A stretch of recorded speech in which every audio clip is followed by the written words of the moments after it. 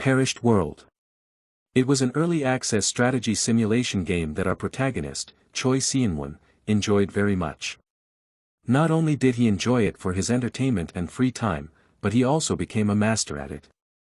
In each match in Perished World, 32 players acted as gods, whose task was to develop the various races such as humans, elves, orcs, and the others into a modern civilization and fight each other. And now the match was coming to its culmination and the armies of the two remaining players clashed in one last desperate battle for first place. On a battlefield engulfed in flames and smoke, the two armies prepared for battle, awaiting the command of their deities. Their banners unfurled in the wind and their spears glistened in the glow of the flames. The decisive battle was about to begin.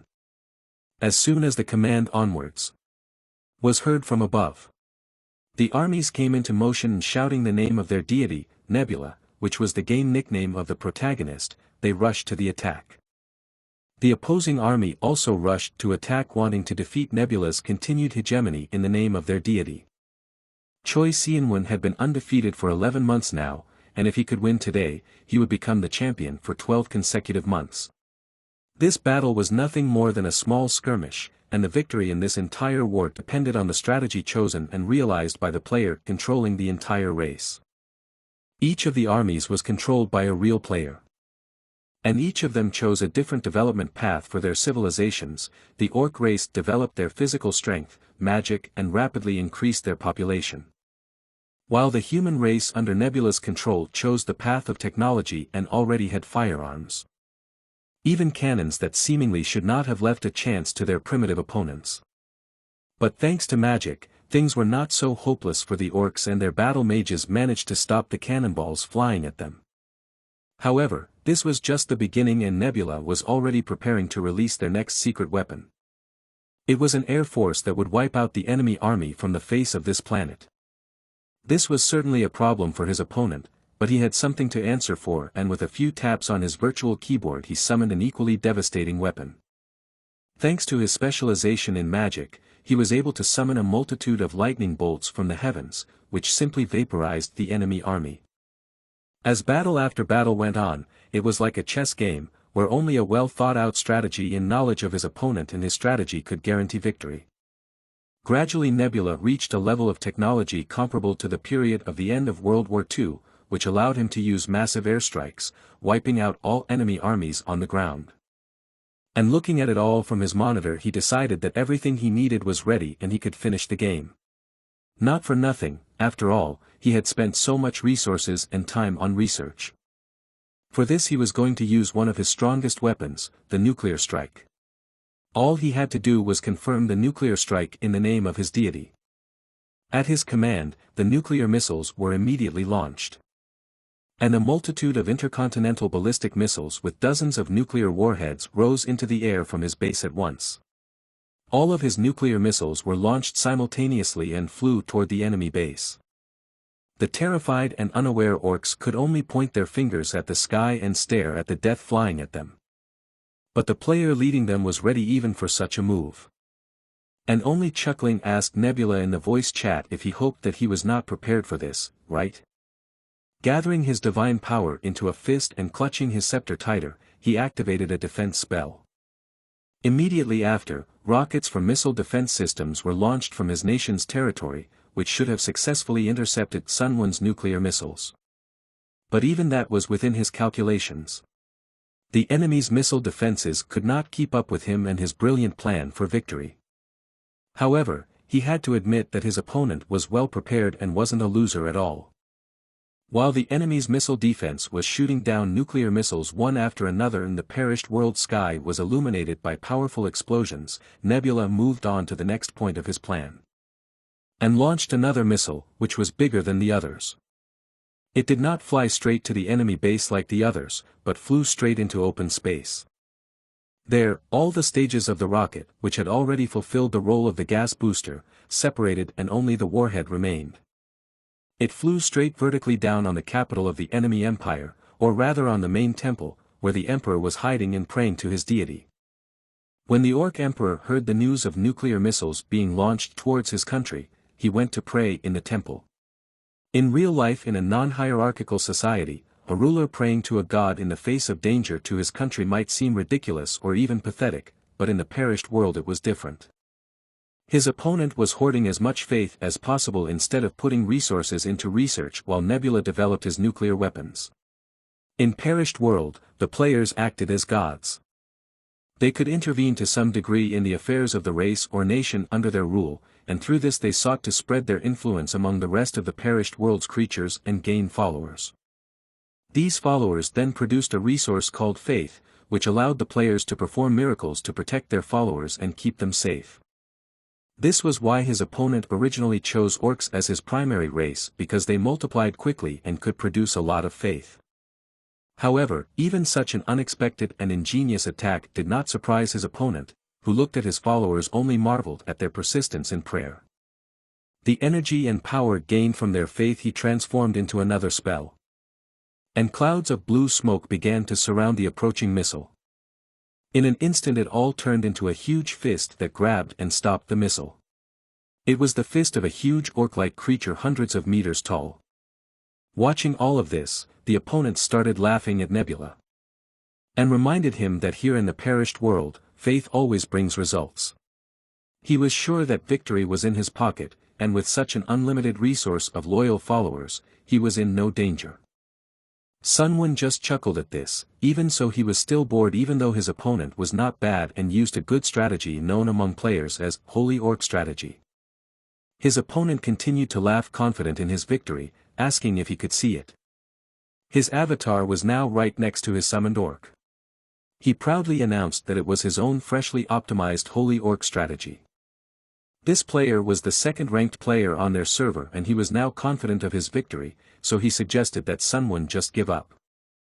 Looking at his relaxed and laughing opponent on the monitor, Sunwon realized why he was only the second-ranked player on their server and had never gone higher. The reason was because he was overconfident. However, his strategy wasn't perfect and Sunwon was very familiar with it. Orcs were chosen as the main race, to rapidly increase the population, and as the believers increased, the resources of the faith were also rapidly accumulated. The missing science, technology, and culture were conquered by invasion. It wasn't a bad strategy, constantly receiving good reviews, as the large amount of accumulated faith and the large number of orcs gave an advantage in warfare. However, he knew how to counter such a strategy. Although orcs are an easy race to recruit, it's quite a feat to have gathered so much faith already. However, against his own strategy, orcs were difficult to counter, as he had chosen the skies as his battlefield, so that he could freely prepare kinetic attacks. Sunwon respected his opponent and thought that his attempt at preparing a spirit apostle was quite good. But still, his opponent was too obvious. And thanks to the fact that Sunwon ruled the heavens and was constantly developing his technology, he was able to create and launch into space an artificial intelligence-controlled military satellite made from ancient relics. Utilizing the endless space above his enemies' heads, he was able to place a satellite there with a secret weapon, giant metal tungsten rods. Which, although they contained no explosives, weighed 10 tons each. And as they began to fall, they moved very slowly at first. But soon, gravity accelerated them to the point where they began to glow red-hot through the atmosphere. His opponent, looking at all this, was not on a joke surprised. To such a thing he was certainly not ready. He could only swear and curse his ingenious opponent, who first threw nuclear missiles at him and now was going to finish him off with a kinetic bombardment from space. He gave a desperate command to his holy orc to block at least the rod that was flying straight at the temple with the emperor inside. But Sunwon looked at his pathetic attempts and knew that none of this would work. Even if it was just a few tungsten rods. Once they entered the atmosphere, the rods would accelerate so much that the force of their impact would be comparable to a nuclear weapon. And cumulative acceleration of gravity will add up. Despite the Saint Orc's best efforts, there was nothing he could do about it and the rods simply passed through him like a knife through butter, feeling no resistance. And it was too late for his opponent to do anything about it, because once they reached the ground, the rods brought about Armageddon. The entire capital of his empire was destroyed and the entire population wiped out. But most importantly, one of the rods hit the Orc Emperor. And nothing could protect him. Even the countless protective spells cast on him were not enough, and he was simply crushed and dropped his staff of power. Along with the Imperial Palace, the underground temple has collapsed too. And now, all the faith that his opponent had been building was shattered and gone. He was immediately surrounded by many notices that his spells were losing power and disappearing for lack of faith. And when faith fades, her apostle disappeared with it. Now his adversary was confused and unable to control and defend his civilization. The Holy Orc apostles scattered, and the enemy capital, major cities and infrastructure began to explode like fireworks from nuclear missiles. Eventually the enemy simply surrendered and Nebula was once again declared the winner. After the match was over, Sunwon even thanked his opponent for a good game. But he didn't want to admit defeat and desperately asked for one more game together for a rematch. He was confident that he could win this time. Sunwon tiredly looked at the monitor as the requests for another game appeared one after another. But he wasn't interested and just left the match for good. Now he wondered why his opponent did not surrender immediately, but wasted so much of his time. It even seemed to him at first that his opponent had an ace up his sleeve. But in the end he didn't have much to show for it at the end. In the end, he didn't see anything new in this match, but it didn't matter. After all, by winning this match, he was able to complete an achievement that required a player to stay in the top 1 rankings for 12 months. And just when he was about to go rest, a notification suddenly came, which caught his attention. At first he thought it was someone texting him at such a late hour and he was already wondering who it was. But when he clicked on the notification, an astonishing achievement greeting appeared in front of him. It turned out that he was the only player who had completed all the achievements so far. But then he wondered if this might mean that they would cut off his access to beta testing, because that would be unfair. The next message dispelled all his doubts. The beta testing period was really over and the game was about to be open to everyone. But thanks to his achievements he had a chance to try out the game before it was released to everyone. He was a bit surprised by this offer, but still he liked the game a lot and wanted to see what the real game would be like. So when a notification popped up asking him to enter the game, Sunwon decided to try it without a doubt and clicked the yes button. Suddenly, everything around him went dark and he began to fall into the void surrounded by streams of binary code. Sunwon thought he had lost consciousness, but that was not the case. When his vision cleared, the night sky, which he had thought was pitch black, was not quite empty, but filled with many stars. He looked around and realized he was in the middle of some kind of space temple. But then, after some thought, he realized that it looked more like a ruin. Looking around he wondered if he was dreaming. After all, he looked exactly like his in-game avatar.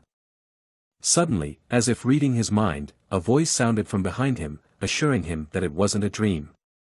It turned out to be a woman wearing a hooded robe and her face was barely visible. She announced that our protagonist had also been chosen and called his nickname Nebula. To begin with, she decided to introduce herself. Her name was Alden. Seonwon first asked her the logical question, how did she know his name? But more than that, he was interested in something else that caught his attention. A set of blurry shadows that stood nearby. He wondered who they were. The hooded woman replied that she was wondering if any of the players would know each other. So for there to be fair game, everyone received a mask. She went on to say that she knew everyone here was wondering what was ahead of them, so she suggested getting straight to the point. She raised her hands high in the air, pointing to a planet that looked suspiciously like Earth.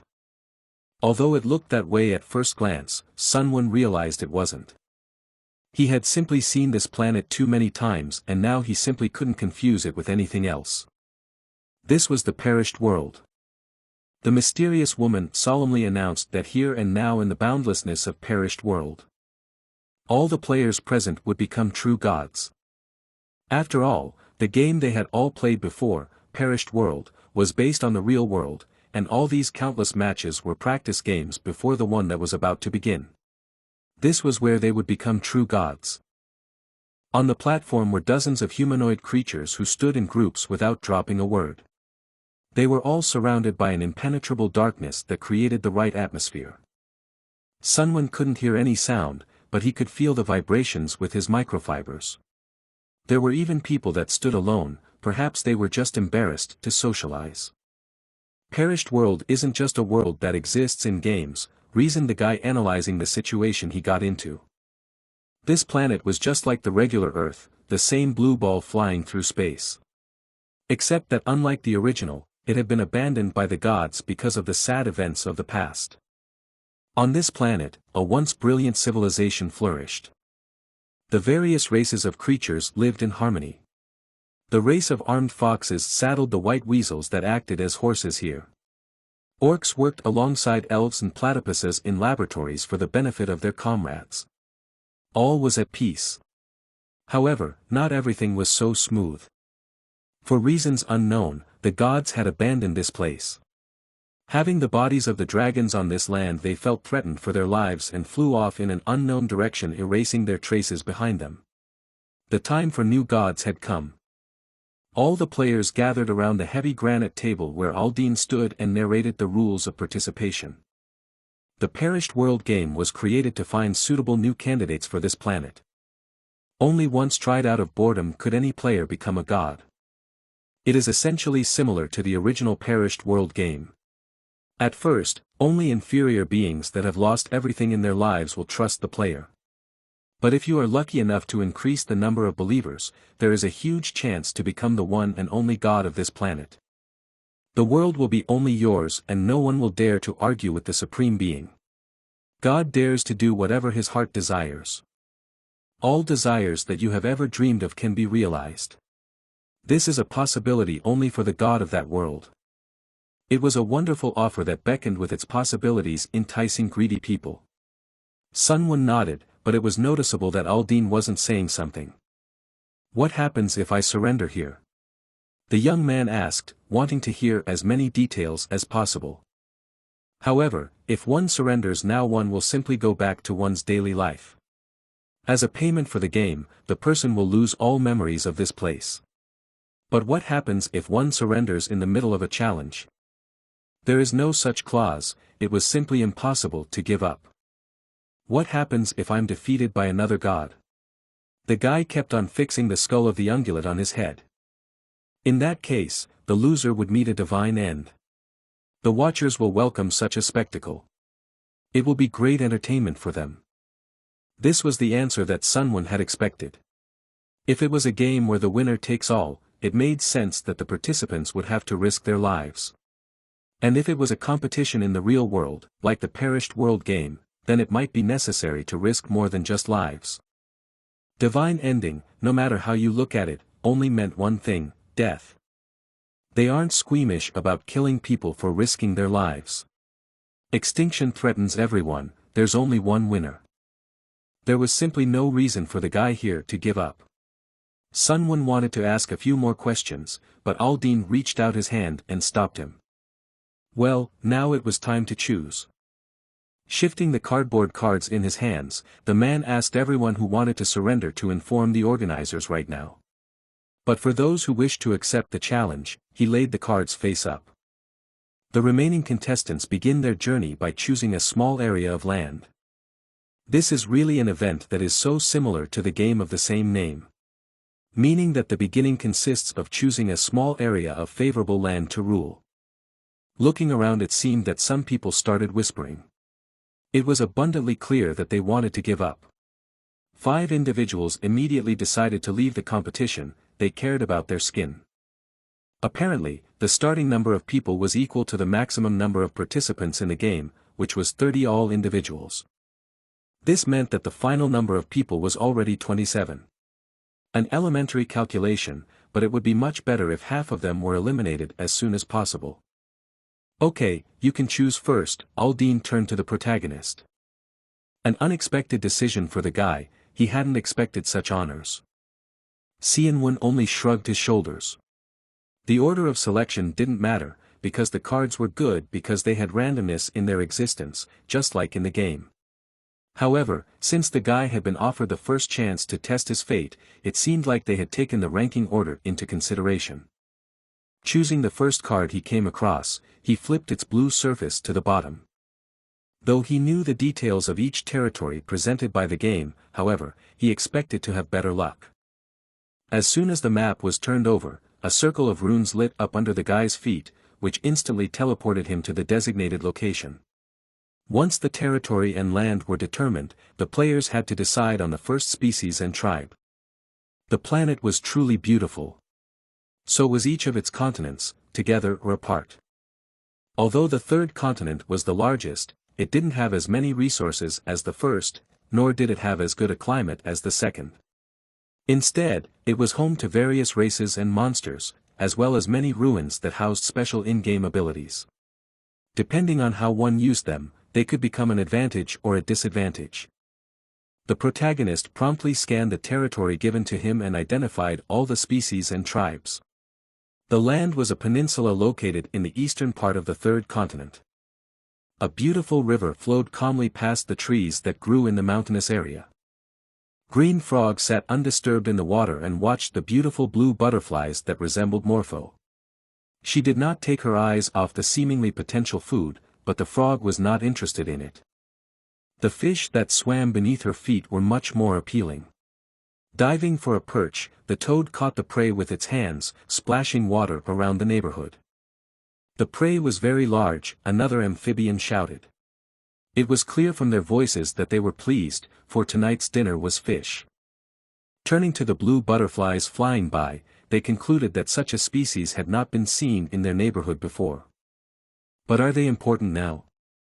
They weren't going to eat the nasty bugs. Sitting on a huge chair, Sunwon looked around at his blue-winged friends pondering the frogmen. They lived on a small area of insects with the lowest win rate. But that only depended on the spelling. Although it was backwards compatible with birds, it was very even useful in the beginning.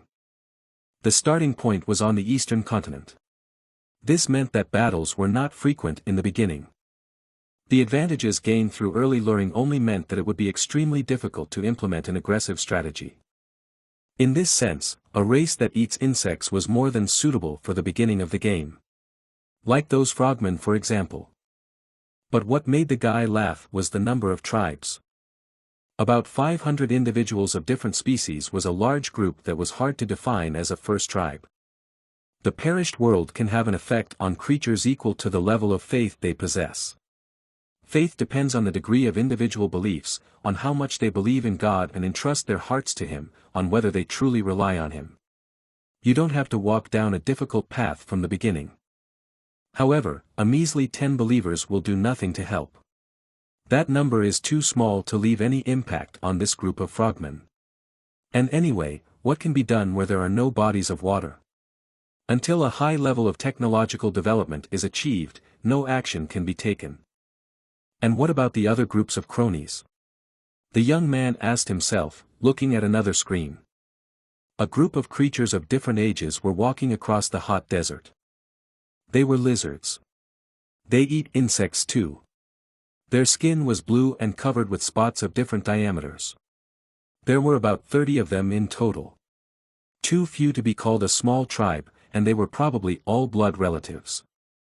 They were characterized by a high survival rate. These creatures could survive here without water. Even though the number of individuals had decreased, it was even for the best. In this race, there were many sickly, a few elderly lizards, and one object was almost crawling to the end of the pack while dying. It's understandable he's from the original group. Perhaps he had been pushed lower in rank in the power struggle. However, there was little to gain. The more he feels abandoned by this world, the harder and more tired he feels. If he wants revenge, life and other benefits, he will believe not only in God, but also in Satan. Just a small miracle, like finding a god. But he was too fragile a creature. Such faith would not last long. However, it was much better than frogs, so the choice settled on lizard men. All the weaker individuals weaved to the back of their small pack, especially the injured lizard man lagged behind. The wound healed poorly due to poor nutrition and became inflamed with every step, which was slow due to weakness. The pack was barely surviving on their wanderings, they were weakened. The already thin for their build, the creature's cheeks sunken in and ribs began to show. Not everyone could hunt, and there were only small birds and stray animals in such deserts. "Hey, look, there's a gazelle," shouted one of the pack in surprise. They did not believe in the reality of what was happening. In front of them lay a wounded ungulate that was waiting for its death. Its leg was broken, so it could not run away. The crowd all rushed at the poor animal trying to grab a tidbit.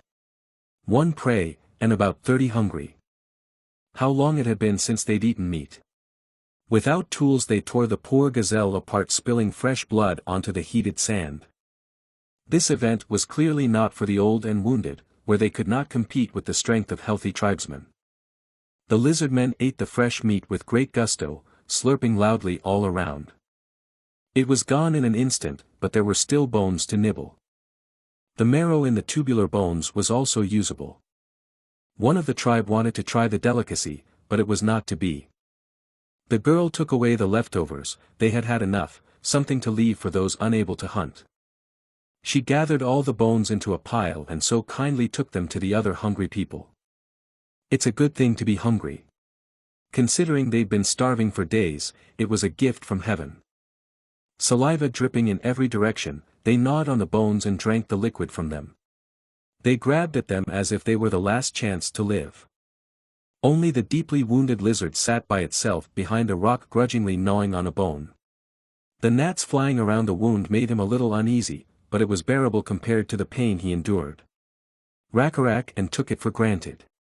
Clearly those who hunted had to eat more meat. Those who could not hunt should have been grateful for even being given leftovers. After all, the group could have simply left the weak and wounded to reduce the number of hungry mouths, but they didn't do that, at least not yet. While the others tended to the marrow, the main pack spoke of the wounded, asking Jael if she was really satisfied with everything.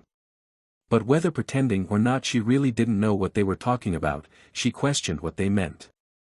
The most unceremonious man gave his opinion. He didn't care if they were old or young, but that guy was going to die soon. Everyone knew that very well, for his wound was festering. In fact, he should have been dead by now. No one knew what contributed to it, but he kept up the good work and kept up with everyone. Many people survived because Rakrak blocked the saber-toothed tiger. He was the only one to face the predator when everyone else turned and ran. Thanks to him, other than his wounds, the group was unharmed. If it hadn't been for the lad, many would have been killed or injured, and at worst the entire group could have collapsed. They were already a pack that had been kicked out of the larger tribe for their weakness and illnesses, so without Rakrak it would have been hard for them to keep themselves alive. He even managed to live longer than everyone expected. Everyone knows this and appreciates it. However, still most individuals would die. There really wasn't enough food. They had to be honest with themselves. With this kind of life, natural selection played an important role. There was no point in giving all the most nutritious food to the sick, it would just prolong their lives for another day. Taking a break near a small rock, the lizard men settled down to sleep in groups. The full moon illuminated all the surroundings like a lamp in a child's room. Rakrak alone slept by himself, holding on to a throbbing wound. His already restless sleep was disturbed by the quiet flapping of wings above his ear. A familiar morpho butterfly began circling near him, shining even brighter in the moonlight. It came closer and closer to his face, forcing him to pay attention to it. Rising a little, the lizard man looked at its behavior. She did not fly away, but only fluttered over his head. She seemed to be beckoning to him, calling him to follow her to the mountain near where they had stopped. And he agreed, standing up as quietly as possible. The other tribesmen heard the shuffling of Rakrak's feet and woke the others. Their comrade was going somewhere. They watched him, some even thought he had finally decided to leave the group, taking such a heavy burden off their shoulders. The whole tribe agreed to watch him for now. What was he going to do climbing higher and higher up the cliff? Meanwhile he climbed further and further up, as if mesmerized by a butterfly. It was hard, but he didn't give up. Was this his crazy fantasy in its death agony? He was the only one who responded to the call of the scaly wing. Maybe it was true.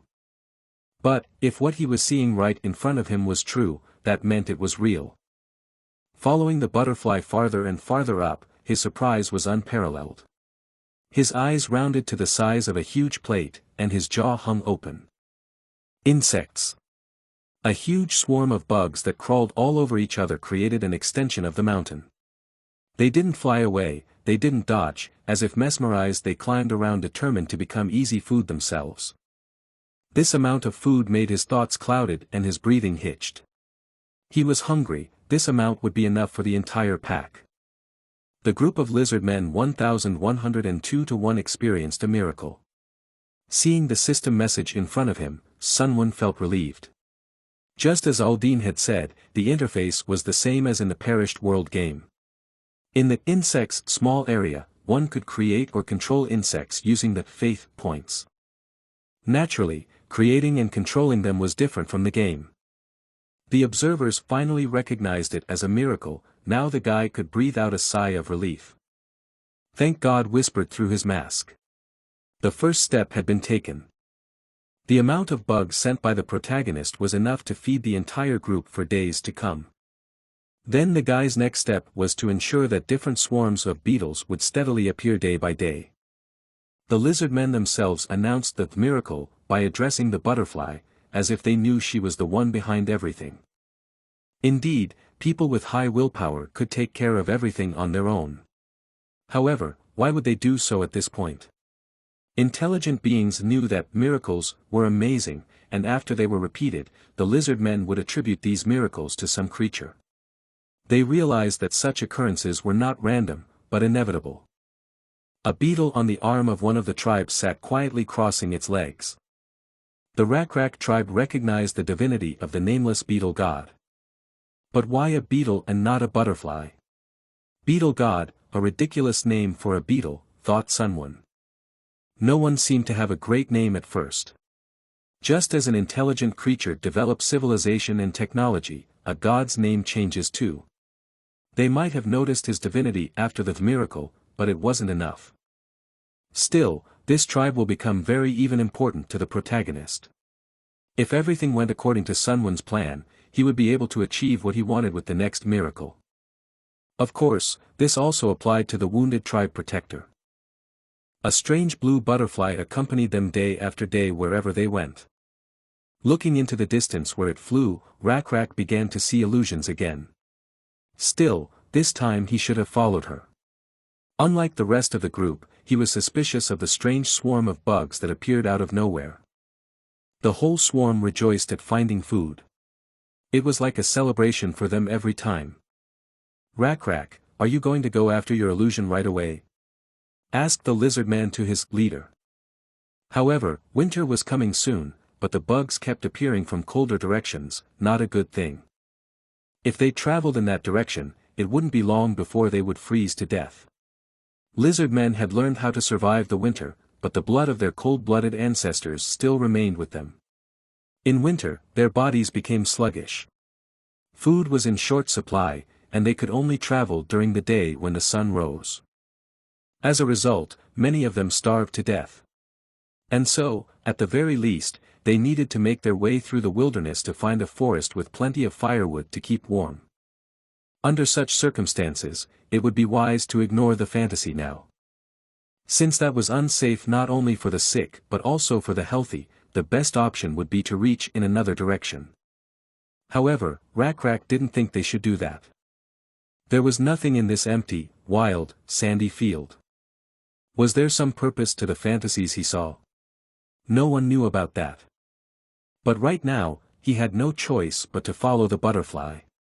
Sunwon calmly watched the actions of his favorite. There were few believers, since this was just the beginning. There was nothing he could do. Specifically, he had heard too much about faith. Aside from Rakrak, he was skeptical of all miracles. Nothing could be done about him yet. You had to be above level 2 to bless him. The boy walked bravely with the child on the sign leading the entire pack behind him. If only they had more faith in their god.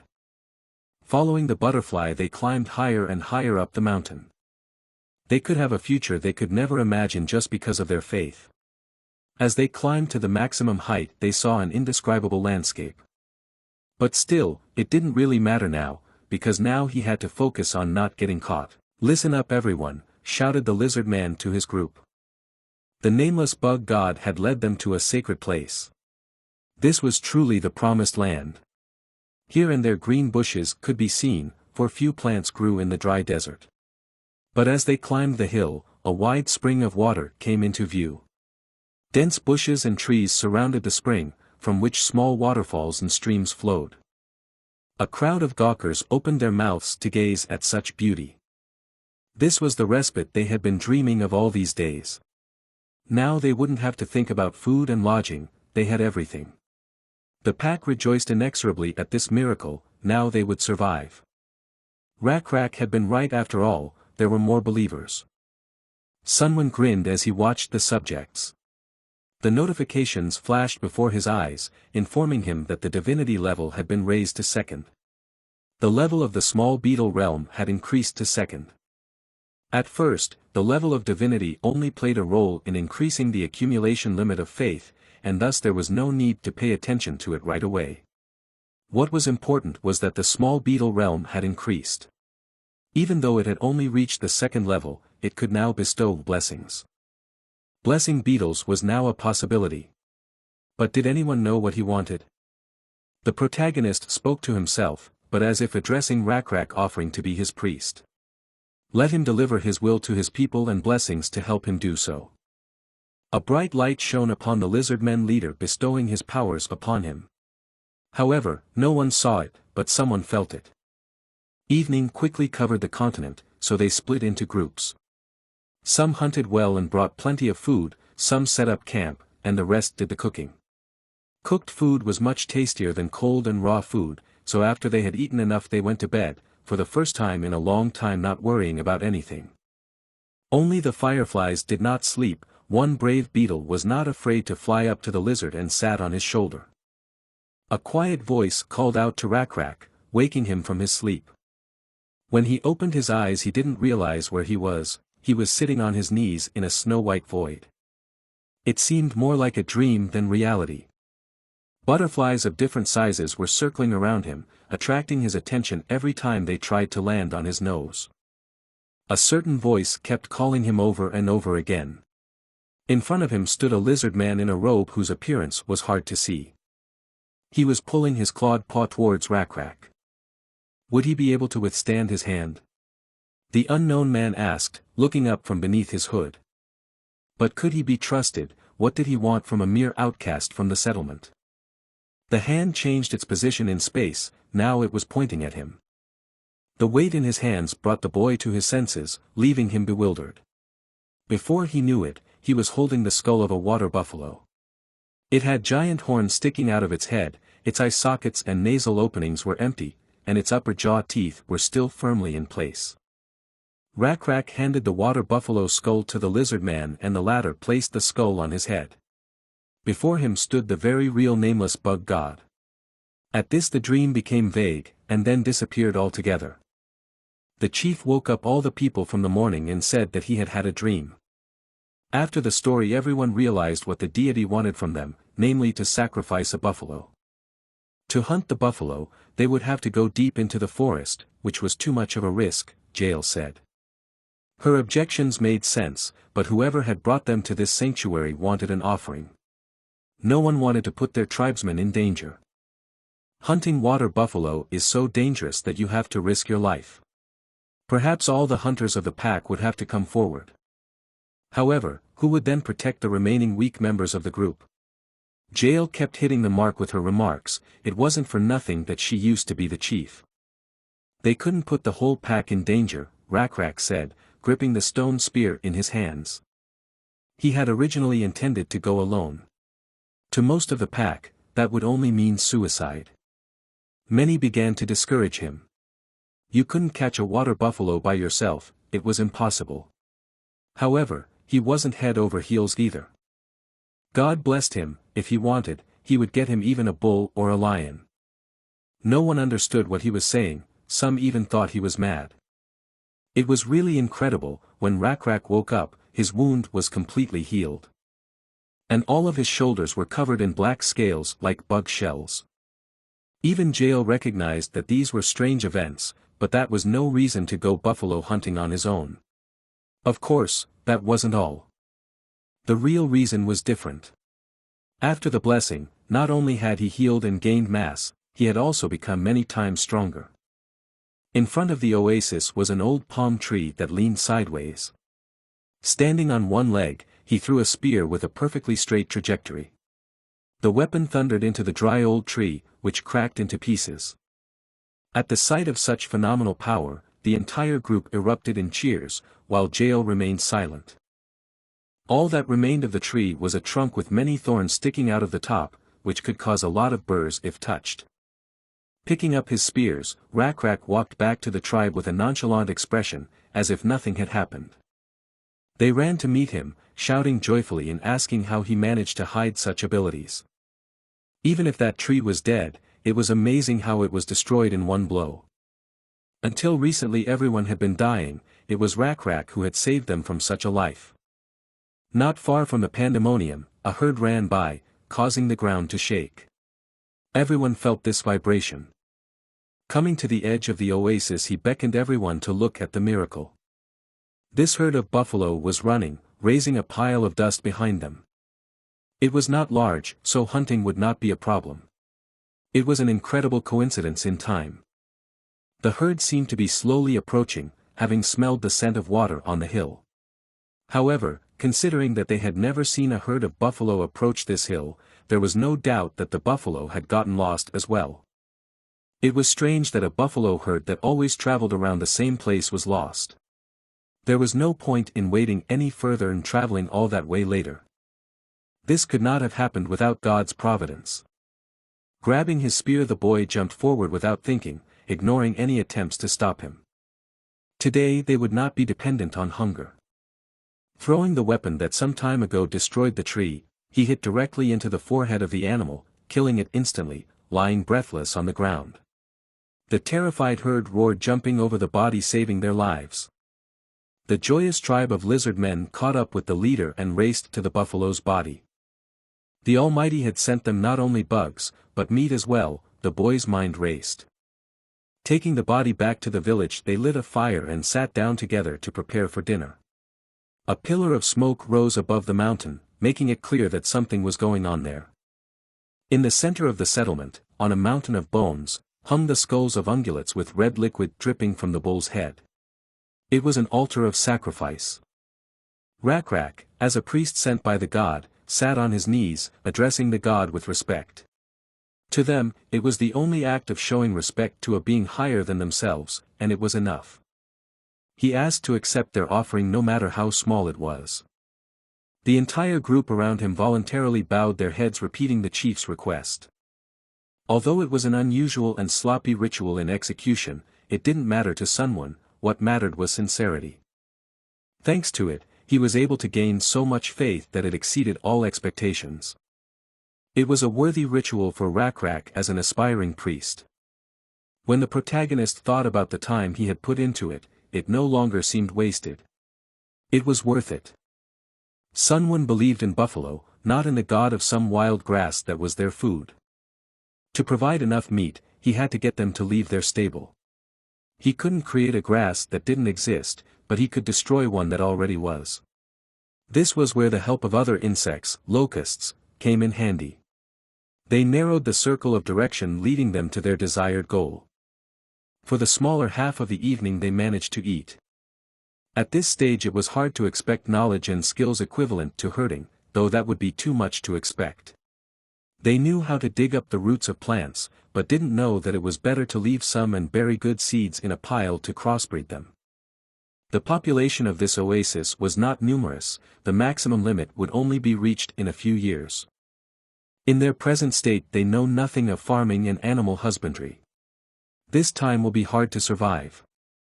Knowledge and skills play an important role. It is very iconic to realize certain knowledge on your own. You can't say it outright because it violates the law of causality. Not that there is no way, but it takes some time. In the first place, it would be wise to start with a blessing. Each time the group hunted buffalo more and more. Each evening new animal parts were added to the altar, and for the present hour it took on a majestic appearance under several meters in height. This morning was no different from the others, except that Jael, who was walking in the center of the settlement, noticed Rakrak anxiously examining the altar. It had been a long time since the first altar had been created. Not only had it changed, but so had the lizard men. There was nothing left of their blue scales, all of them replaced by the black scales blessed by the bug god. Last night he had a disturbing dream that kept him awake. Was it a dream or even an oracle? Not even the chieftain knew. It was ambivalent. Looking at the altar, the tapping of bones could be heard. It was shaking unbelievably. In the pond of blessings that had protected the tribe for many years, not even a small fish came anymore.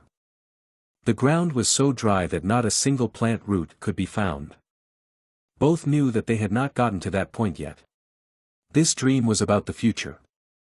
In the girl's opinion, there was nothing to worry about because the god was taking care of them. Rakrak had always listened to the ex-chief, but this time he still went to the top of the bones. He too believed in God.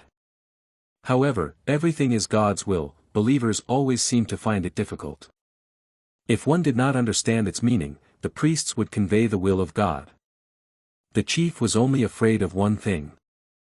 Sitting on the altar, it was hard for him to even remember the first shabby altar they had made years ago. Only the landscape had not changed over the years, but today, gazing into the horizon, the chief saw something he did not wish for anyone. The situation was not favorable and he asked Jael to come to him and express his opinion. The girl listened to him and started to rise. Rakrak took her hand. When they were at eye level, squinting slightly, she saw the cloud of dust that was approaching the oasis. That explained why the altar was shaking so much. The group of lizards that had driven them away was approaching. On a huge yellow creature, what looked like an overgrown gecko, sat the large head of the group. It was an appearance that was familiar to the entire settlement. Bor wasn't easy to forget, for he hadn't changed much since Rakrak had been banished from the tribe. He was over 2 meters tall and large enough that the other lizard men looked like children in comparison, but his great stature was not his only strength. It was expected. The blue scales that the entire Rakrak village used to have before, this big guy. And above all, what wasn't normal? Someone had managed to ride such a monster. Looking at the number of people arriving, it seemed like the entire tribe had arrived, which meant only one thing. Their hometown swamp, Greenskin Swamp, was completely devastated and destroyed. The Themanan must have devoured all the swampy areas. However, no one knew this. But did the dessert guests know about the sanctuary? This oasis was surrounded by high mountains and was located so that you couldn't see anything until you went up to the top. There was a chance they might pass by without knowing the area, Jael suggested to the chief, but their whispers were interrupted by a yell from a neighboring mountain. Someone was addressing the visitors. The brave men from the settlement announced that this was the sanctuary of a nameless beetle avatar and the green-skinned tribe could not make a move here. Poor Jael was ready to burn with shame. Today's patrol had been led by Ur, who was under her command, but the stupid lizards, instead of protecting the settlement, had only attracted unnecessary attention. Patting the girl on the shoulder, Rakrak asked her not to worry. Perhaps it was the Lord's will, the boy said as he headed down the cliff. Picking up his spear, which lay nearby, he examined its integrity. The girl followed him down, assuming that the god had deliberately created this situation. Perhaps he intended to give them a test. However, the chief had other thoughts. It might not be a test, but a mission. He believed it was a mission to accept and save those who were originally with them. But even so, that guy was a powerful individual that possessed a giant beast. If he was a reasonable guy who understood something like this, he didn't continue to banish the weak tribe members into the wilderness. By such dialogue, the Morpho butterfly flew in. It seemed like it was always there for him during difficult times. Is this really God's will too? It's hard to dare to think about it further. For now, the chieftain would do what he could. Rakrak understood exactly what Sunwon meant. Rakrak's tribe and the Blue Skin tribe had to unite for population growth and technological development. Looking at how the tribe was moving, it seemed that the same fate had befallen them. The land had abandoned them for a reason. They were in need of rescue. Thus, there was a need for more people to learn about the glory of the nameless bug god. However, it was a bit strange for the protagonist that Rakrak made this decision on his own without listening to the wishes of the population. Perhaps it was due to the high willpower that the chief had a value of 14. It meant that individuals could take their own actions. And unexpected actions could lead to trouble for Sunwon. Did this guy from the blue-skin tribe coming out of the swamps really think it was my will? God asked himself. In a way, he wasn't wrong. A leader with a high will performed his duties perfectly. If channeled, this power would be a more powerful and successful tool than simply controlling everything. If Seonwon could only instill a strong faith in the test group, progress would come sooner. Instead of letting the player control all the individuals individually, our hero would be able to express his intentions more effectively. Getting as close as possible to the mountain on which the armed guard stood, the brash leader asked the noisy little guys if they lived here. Apparently, he did not know that these lizard men with black scales had once belonged to one of the groups he had banished. The patrol clearly didn't like this. It seemed that due to annoyance they were ready to pounce right now. Someone so brazen had dared to insult them and take an interest in their land. The leader of the enemy tribe did not calm down and continued to pester them with questions about what they were doing in such a wasteland. The bushes, the trees, the loot, everything on this land belonged only to the Avatar, Rakrak said, walking ahead of the help he had brought from the settlement. What kind of avatar is this? The stranger asked, looking down. This place is the domain of an unnamed beetle avatar.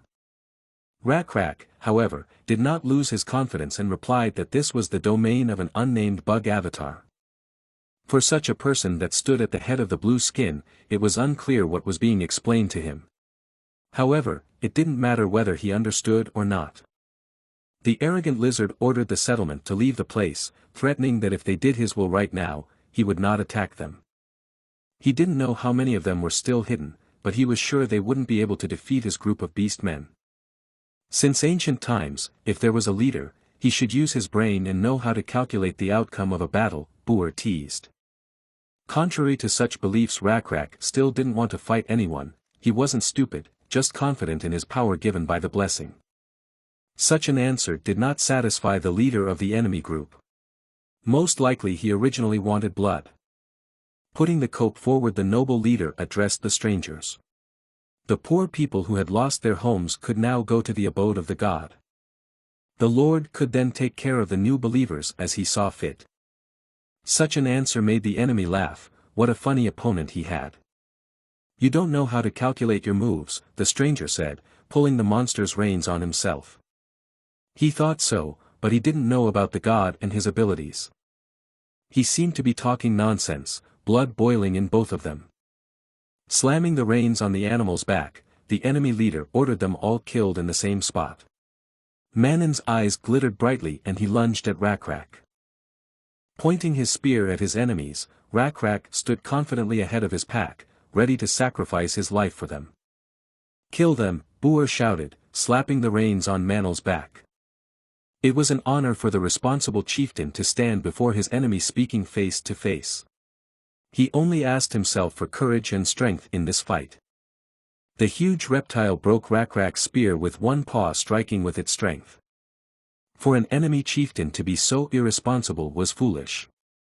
The palace Manon's paw was so huge that when he wanted to crush Rakrak, a shadow fell over his entire body, blocking the view of the sun. There was a clash of civilizations. Two different tribes came into contact. Experience points for both tribes increased greatly. It was a difficult challenge, but it had its benefits. Sunwon had been paying too much attention to one tribe. These tribes were now his first-level area of Lizardman. Even new skills became available that could be used, and of course the protagonist chose them. Meanwhile, the battle continued. A quick strike swept across the meat where the boy stood, causing Boer to smile satisfactorily. However, when the beast raised a paw, beneath it stood the unharmed head of the tribe, which bounced aside in a moment. Something was wrong with him. Now Sunwon was controlling him. The boy looked down at his body. Black scales, sharp claws longer than the joints of a foot, and an equally long muzzle came into his field of vision.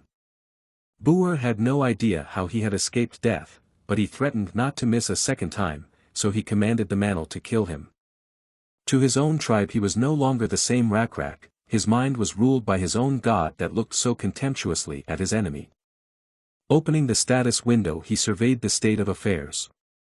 Buer was a member of the blue-skinned lizard tribe and had the starting stats: Level 1 Tribe Warrior, Level 2 Tribe Leader. Had Strength 24, Intelligence 15, Sociality 16. The special skill was breeding. Even one Rakrak was enough to handle this guy. The only problem was to subdue his strong little monster Drake. At the moment the biggest threat was just him. A level 1 Manon Drake with strength 87, intelligence 6, and sociality 9. At the same time, Rakrak was the leader of the tribe of the same name. A level 2 warrior and leader, a level 1 priest with strength 30, intelligence 24, socialization 26, and will 14. The abnormal status is the origin of a third-level saint. With such parameters, winning was not a difficult achievement. Rushing from his seat, he was at the very nose of the man in a few seconds. Applying the strong avatar skill, Sunwon was confident of victory. This ability gives the user an additional characteristic called Divinity Class D. 1D is 100 times the maximum amount of energy that can only exist in nature. Simply put, Rakrak now has a power of 630 units. If the opponent did not possess the same amount of divinity, then fighting God would become impossible. With one hand alone, he grabbed the jaw of the beast and flipped it in mid-air, toppling it over onto its own master. It was a huge difference in strength. Anyone lucky enough to witness the scene would be shocked. The impact seemed to shake the very core of the planet, and some blue-skinned lizard men fell to the ground. With such force, Sunwon could turn Manon into a bloody mess, but that would be too much. The guests would be more likely to be frightened than enthralled.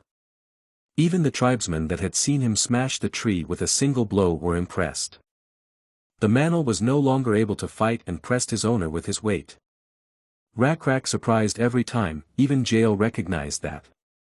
But watching the battle, she blocked the way for the impressed brethren that wanted to approach the lad.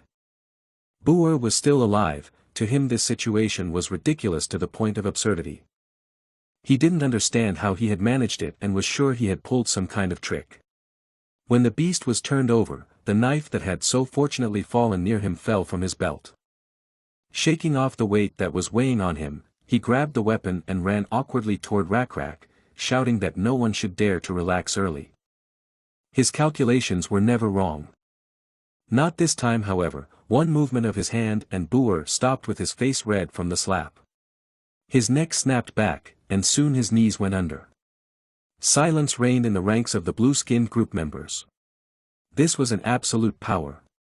There were definitely those among the lizards who believed that there was no way for them to escape now. "Who is next?" asked the victor, looking at the frightened tribe. All of them unanimously threw their weapons on the dry ground, not wanting the same fate. Kneeling on their knees they bowed their heads and swore allegiance to the new leader. It was over now, but Rakrak could not believe it. He looked down at his hands for a few moments. The avatar had just passed through his body, leaving a wild feeling that he had dreamed it. A satisfied Sunwon sat on his throne watching the lives of his test subjects. The tribe had taken in all who wished to be enlightened into their faith. Everyone was fed and warmed. No one even mentioned the recent skirmish. One of the beginners wondered if they were the members of the tribe who had gone into the wilderness. It was a natural question, since the color of their scales was so different from the original. Following the bug's nameless avatar, they had not only changed in appearance, but had also become much stronger. Such a statement surprised them. And it made sense, otherwise they would have died wandering the desert. The avatar was a salvation on them. His avatar power was surprising. Not far from the Krupa sat two men. Jael indignantly asked the guy, was the guy so stupid that he didn't even know what had happened this day? But was there a lizard man with such power in this world? Rakrak had never even imagined such a thing. The girl was worried about the boy, would everything be alright? But the chieftain didn't understand the questions. She was worried over the addition of about 6 times their settlement. The oasis would dry up with such topics. This place, it was deteriorating fast, soon they would have to leave. No one would want to go back to the desert from this beautiful place. They can't just wander the wasteland without answers. The answer must definitely lie there. Rakrak turned his head to the side. He couldn't seem to give a clear answer, but he did have one thought. God would not abandon them, and at any rate had given the answer, through his old brothers. He seemed to want the tribe to reunite with their old acquaintances. They had been isolated for a long time, and they had larger numbers. Perhaps there would be someone among them who would come up with a wise idea. The morning began quickly in the quiet settlement. Manon, who was the first to wake up, was tied to a tree with vines. He was not happy with this arrangement. Whenever people with spears approached him, he waved his paws violently to the sides. They tried to tell him that his master had disappeared, there was no need to continue the battle, it was better to just surrender. But he didn't listen to them, each time trying to throw the guests away from him. Once he even succeeded, when someone approached too quickly, the beast waved its tail, throwing the tog on his back. Sate hadn't expected this and swore loudly, getting up off his back. This method of taming wasn't working. The Manon's eyes glittered as his prey came closer and pounced on it. However, if it continued to flounder like this, it would definitely either tear the vines or topple the tree and run away. Yer yelled at the animal, asking if he really wanted to be scolded for this. However, the hand of the unknown man stopped that yelling. Rakrak came to visit the Manon, who was shaking at the sight of him, remembering how this guy had disarmed him in one move. As the guy approached, the animal backed away until it was against a tree. The chief stuck his hand out in front of it and ordered it to eat. It didn't look appetizing, but after sniffing it he decided to try a bite. The settlement was clearly surprised at the capabilities of their head, who was hand-feeding the brutal beast. He became more affectionate and asked for more food, which they did not refuse to give him. It must make sense that a god would keep him alive. He had little food that was given in large quantities, but if he wants to stay with the tribe in the future, one must be patient. It's cute when the intelligent beast settles down looking with big eyes at his new master. If the Manon causes trouble again, let me know, ordered the chief, leaving to jail, who was sitting near a large log. She handed the chief the weapon with which Boer was going to attack him. Turning it in his hands, he marveled at the skill that made it possible to do such a thing. If it weren't for that boy's persistence, I would have made better blades, said the lizard, awarded with a huge number of scars. He's a blade artisan. But why did he say that? Asked the head of the settlement. It was simple, because of the trees. In the making process, they use a lot of wood. But is the weapon made by lighting a fire? Suggested Rakrak, looking at the blade. But no, to make a special fuel, you have to burn wood. Most likely Boer had forbidden them to burn trees. He felt that preserving the environment was better for the tribe than harder metal, and since they had to leave in a hurry, they didn't have enough time to test that. After a bit, the guy said he'd think about it and report back a decision on it tomorrow. It wasn't an urgent matter, so there was no rush for now. The scarred lizard left for the settlement, but he was replaced by an older man with no left arm. He came to them as they were looking for a guide. He was an avid traveler. As befits an old lizard man, he had scales of a different color than the blue-skin tribe, and certainly different from the Rakrak clan, whose scales were black. This man wouldn't be a completely different species, so patches of his green skin still had blue coloring, but he definitely belonged to a different group. The wanderer with his old body wandered around looking for a place where he would be accepted. During this long and fascinating time a lot of things happened, and the most important thing was that he managed to learn to see the way. However, how was that possible in a place where he had never been to find his way home? He had plenty of places in mind that wouldn't let him starve, but he couldn't guarantee it would be the same. Other wanderers and tribes. Does that mean they are not far away? Asked the chief of the guide, who nodded affirmatively. If they are, then everything is fine. In case they are against the Rakrak tribe, all you have to do is defeat them and take them away. Indeed, if you have that kind of will, you can pull it off. But what about the traveler? How can he prove his faith? The question was a strange one, but the elderly lizard pointed to the sky. His answer was there. It wasn't just any sky. He asked to meet at night, to explain everything then. The night sky glittered, decorated with many stars. Looking up, the chief realized it was about them. The stars moved to point the same way every night. Although they changed their position in the sky, but it did not prevent the wanderer to think of ways to use them. If you know which paths the stars follow, you can move along the path of a person and not get confused. The old man was willing to tell Rakrak about the movement of the stars if he would lead a few days with him, and then not question his loyalty. They spent half the night together discussing the rules of using the night sky. It was amazing new knowledge. There was more than enough information for one night, so they agreed again. Ur, who had joined them not long ago, was scratching his head at the end, trying to say something. The chief asked what had brought him here, if Manhwa had caused a problem. But Ur said he just looked a little disgruntled. Ever since they started giving him his food on time, he had become more affectionate, which couldn't have been a good thing. Jail had scared them though. She said that everyone needed a way to get around without starving to death. That was exactly what happened. Watching Rakrak tame a Manhwa with good taste in food, Ur suddenly thought of something.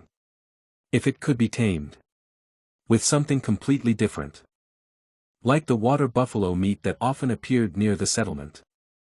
This is how the Rakrak's tribe began to understand the essence of the skill of animal domestication. It is said that at some point in human history mankind was divided into two parts. One to farming and the other to herding livestock. Although the source of this information is games, farming would then be a stable option for civilization. Creating an environment that could block outside attacks and stockpiling food allowed the population to grow steadily. In fact, large civilizations also started with large rivers, reasoned Sunwon. However, the tribe he chose was the lizard men. Their strong physical fitness and high level of adaptation to the environment gave them the ability to bring living beasts into the settlement without any problems. What they need more than anything else is herding rather than farming. Ur and the other warriors caught and brought in a herd of water buffalo. Most of the warriors were exhausted even with the insect blessing, but the herd of water buffalo even refused to resist and stood in formation. They had already made wooden fences to temporarily contain the buffalo herd, and when they locked them in there, they placed a sentry to prevent the buffalo from being secretly slaughtered. A commotion arose among the lizard men over the fact that of all the herd of tasty buffalo, but they could not eat any of them. Jail even appealed to the chief on behalf of the lizard men as to why such a ban was in place, but the fellow answered nothing and only said that all in good time. In addition to farming, to Sunwon's surprise, there was also a technology that would ensure everyone's success. Ironwork was one of the crafts that interested Sunwon. In the afternoon, Rakrak helped the iron craftsmen build a fire. They built a brazier and put a lot of wood on it. Then they covered the outside with mud to keep the fire from going out.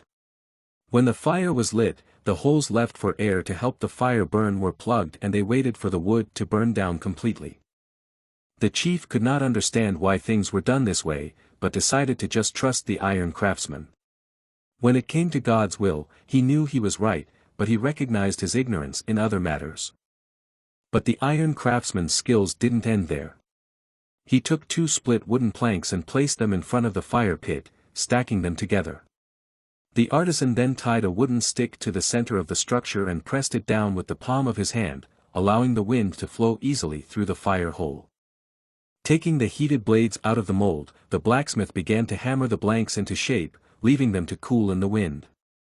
They would finally be able to produce basic iron items. For now, they could cost less than well-worked bronze. For the Rakrak tribe, who had no choice but to use stone weapons, this would be quite useful. Having a traveling old man in the tribe was also an unexpected gain. Astronomy would be a revolutionary discovery. Of course, it was still too primitive to be called such a famous science. However, it could become much more in the distant future. Astronomers could later help with architecture or math. Sunwon hoped that Rakrak could make proper use of the stargazer. When night fell, the ringleader met up with the traveler again. The night sky had changed, just as the star catcher had said it would. However, Rakrak thought that one night could have been just a coincidence, and the star catcher agreed. Then the star catcher told him how the stars would move again, and the boy memorized it carefully. It was just as the star catcher said. The stars played the role of a guide across the sky. Now the head of the tribe had no choice but to do what he had already planned. One evening, Jayan, at the leader's command, threw more wood on the fire and gathered the whole village around the altar. "It has been a long time since the god brought them to this land," said the chief addressing the tribe. During this period they had even met their brothers. They could have been killed, but they chose to live independently. All of them could live on this land in peace and harmony for a long time, not letting outsiders in. However, those who were kicked out could have died in the desert. But that would not have been right. God desired salvation, not judgment. Because it would benefit a large number of people. At dawn they will leave the oasis, Rakrak said, and invited the stargazer to join him. All the clan members began to talk quietly among themselves as the curious one-armed guide with turquoise skin approached the head. The man had been telling him about the movements of the stars for days. Digging into the words, the head of the settlement confirmed that everything the man had said was pure truth. The star will be their guide. From now on, everyone will trust the stargazer to show them the way. So that everyone will know. Then explain to everyone where you will lead us, the guide asked respectfully. After dawn, when the morning sun rises illuminating the altar, they will head to the right side of it. The chief is going to keep going forward for 10 days. Then 15 more to the right, again across the rotten lake, and 3 days on empty mountain trails with valley roads.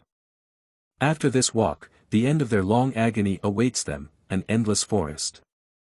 There are many beasts there that will provide many years of hearty food. This area is also surrounded by packs of other races.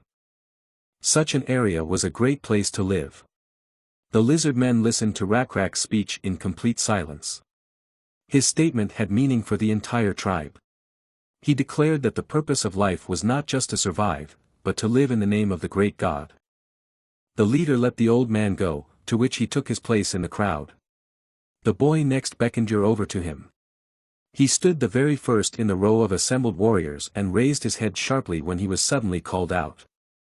The chief asked one question, why he had not eaten a single buffalo caught yesterday.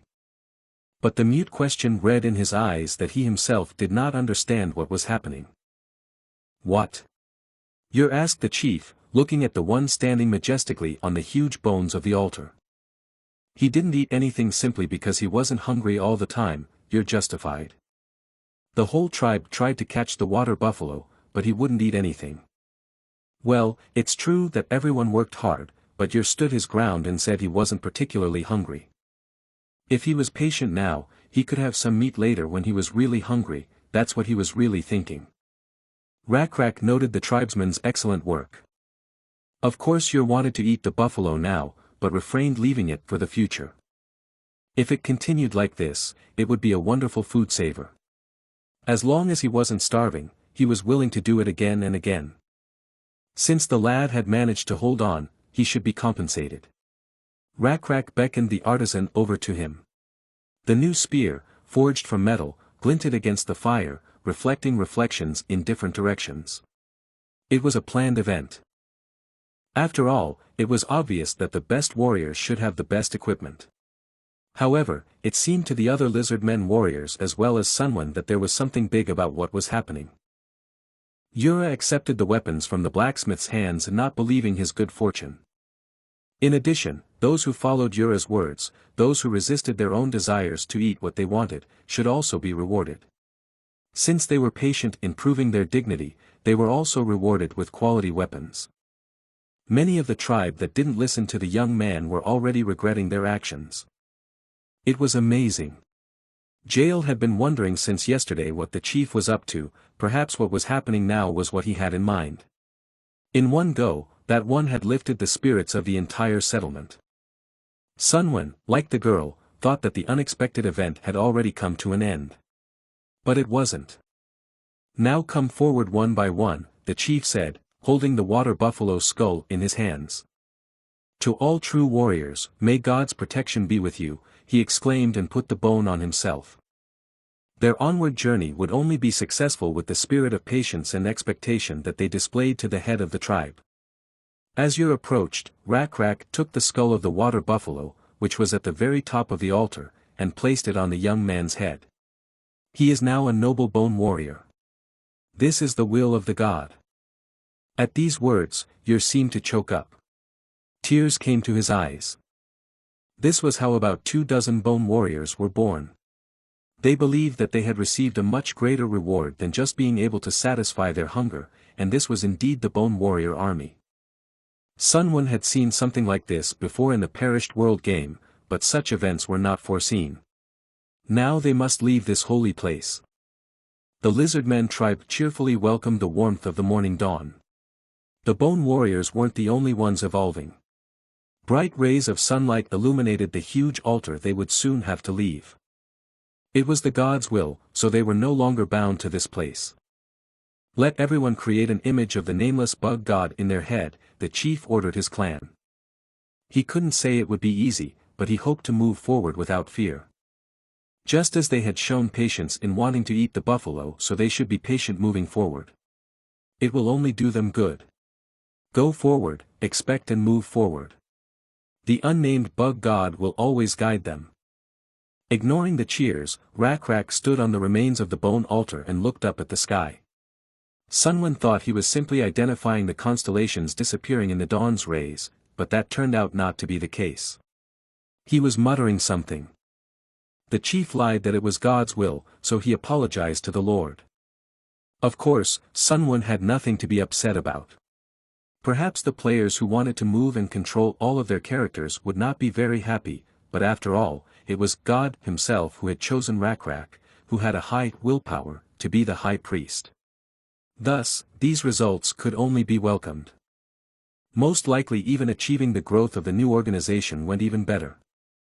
Ur had grown in stats, now, his reliability was 7 and the warriors 3. Even Rakrak's special abilities saw the light of day. His leadership rose to 14, priest to level 2 and warrior to level 9. The job was excellently done and in no way disappointed the expectations of the god. From this point on, the chieftain would be given a full start. The afternoon sun was heating the desert to the point of glowing lava. It was difficult to move at this hour. The entire tribe had left their oasis and had been traveling for some time. Rakrak was disturbed by a herd of buffalo. The warriors dragging them forward and the buffaloes being dragged behind them were tired. Though the animals were now obediently following the clan, they were also exhausted. They simply did not have the strength to run away. Even Manhwa, who had great strength, was irritated by the sun and the accumulated fatigue. He refused to continue the paths and lay down where he had stood a second ago. All the while he was being addressed affectionately. It used to be that if it happened in the Blue Skin clan he would be forcibly lifted up with spears, but with Rakrak he had the opportunity to indulge. Even when he could not. He must be tired, the stargazer suggested as he approached the chieftain. Rakrak asked the guide if there was time to get some rest. However, given everyone's fatigue there was nothing more to be done. He gave permission to take a break. "Break!" shouted the chief to the whole tribe. Even though it would be a short break, everyone was glad for it. It was unimaginably difficult to walk in this blazing sun. Within the group of lizard men, loud conversations began to be heard. If they followed this mountain path that was visible in the near distance, they would reach the place that the head had spoken of. Someone was asking himself if he would gain strength if he rested. No one knew what would happen, so they assumed that they should take advantage of the opportunity. Almost no one had eaten anything. 3 days had already passed. They seemed like an eternity, it was still lighter than it had been when they were thrown out. 3 days, and the whole group is already very tired and running out of food. They can't just hope for another God-created miracle to happen, Rakrak was saying to the stargazer. The earnest conversation was interrupted by the clamor of the clan members clustered on the hillside, and then one of the warriors ran up to Rakrak. "The herd has appeared ahead of us," he said with a worried expression. "They're fearless bastards. The joyous orcs didn't number a dozen in their summits in the team, but with smiles on their faces they approached Rakrak shouting excellent. Nothing connected them to this place in the desert now. They with only a few clubs were running away from the horrible place with their heels blazing. What else could there be in the canyon more horrible than the beast that reigned there? The Shackle's escape was interrupted by a tribe of lizard men who were taking a break after a hard journey. Naturally they did not expect to meet anyone on their way. Raising his spear on his shoulder, Rakrak grinned and told the guests that they were indeed scaleless. Should they be called a fire moth that flies voluntarily to its death? The orcs lost the power of speech, and the tribe of lizard men from such madness only made a hand-face expression. The tribe was armed to the teeth with armored heads. The guests, on the other hand, had primitive clubs in their hands, which they immediately swung to the ground.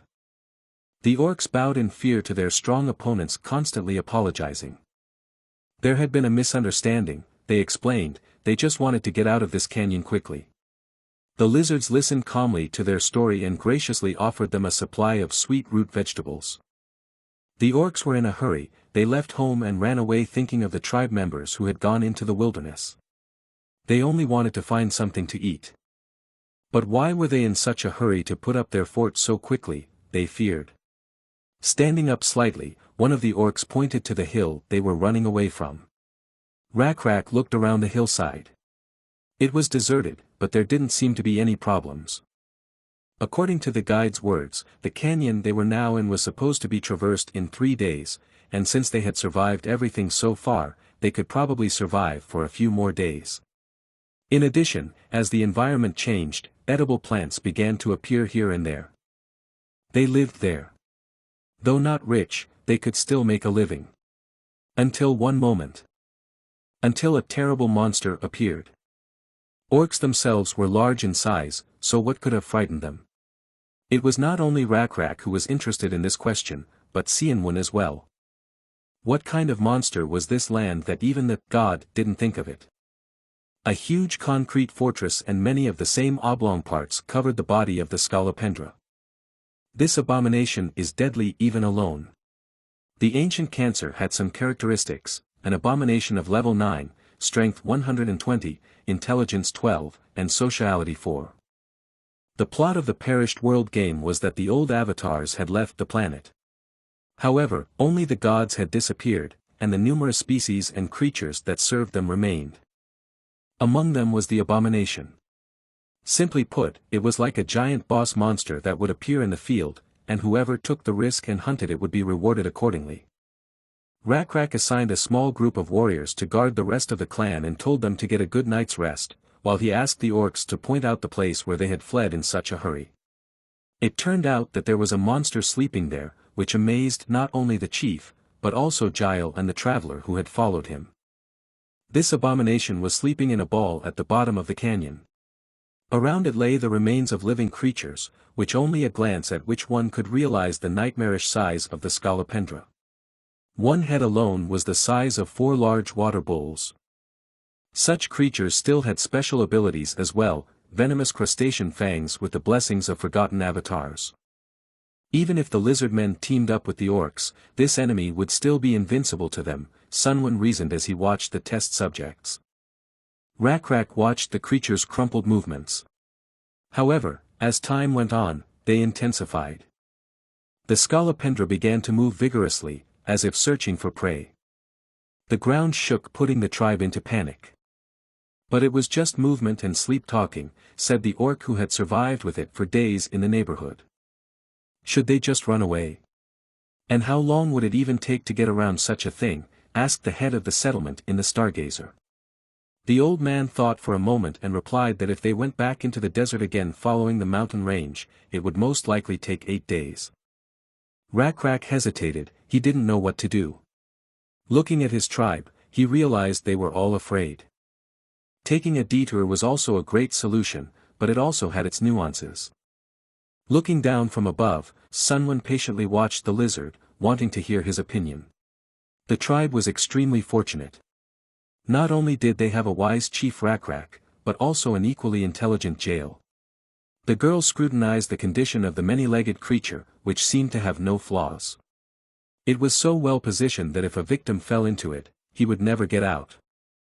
However, this place had its faults. At the top of the canyon were huge piles of rocks that had once rolled down from a larger mountain. Jael was not stupid, quickly turned to the tribal chief. She was ready to fight. The girl had excellent stats, a level 3 warrior and a level 1 mediator with strength 26, intelligence 35, social skills 28, and intuition 11. Now they had an advantage that no one had realized until now. Even the orcs who had been in this area for days didn't know about it. The Iron Master used the fastest method of raising the temperature of the metal. Would the chieftain remember that? Jael asked. Rakrak answered that he used a special tool, and he was right. This tool had its own name, bellows. In essence, they had the principle of a blacksmith's bellows. Thanks to this tool, more air and less force is required than before. Perhaps if they used this tool they could produce enormous power with little effort.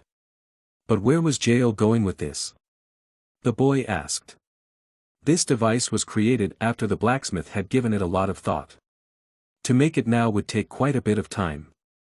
However, they don't need such complicated tools in this case, replied the girl. Simple tools would be more than enough. The stones would bury the Scolopendra in its own sleeping place. The hillside was high and uneven. At the foot of the slope, where the ancient Scolopendra wriggled and slept, there was a steep slope at an angle that almost came to a perfect straight line. If Rakrak and his warriors fought him there, they would not be able to move easily because of the steep slope and would most likely come into direct contact with the ancient crustacean. On the other hand, the giant creature had very many legs, so it would be able to climb up the even steeper slope.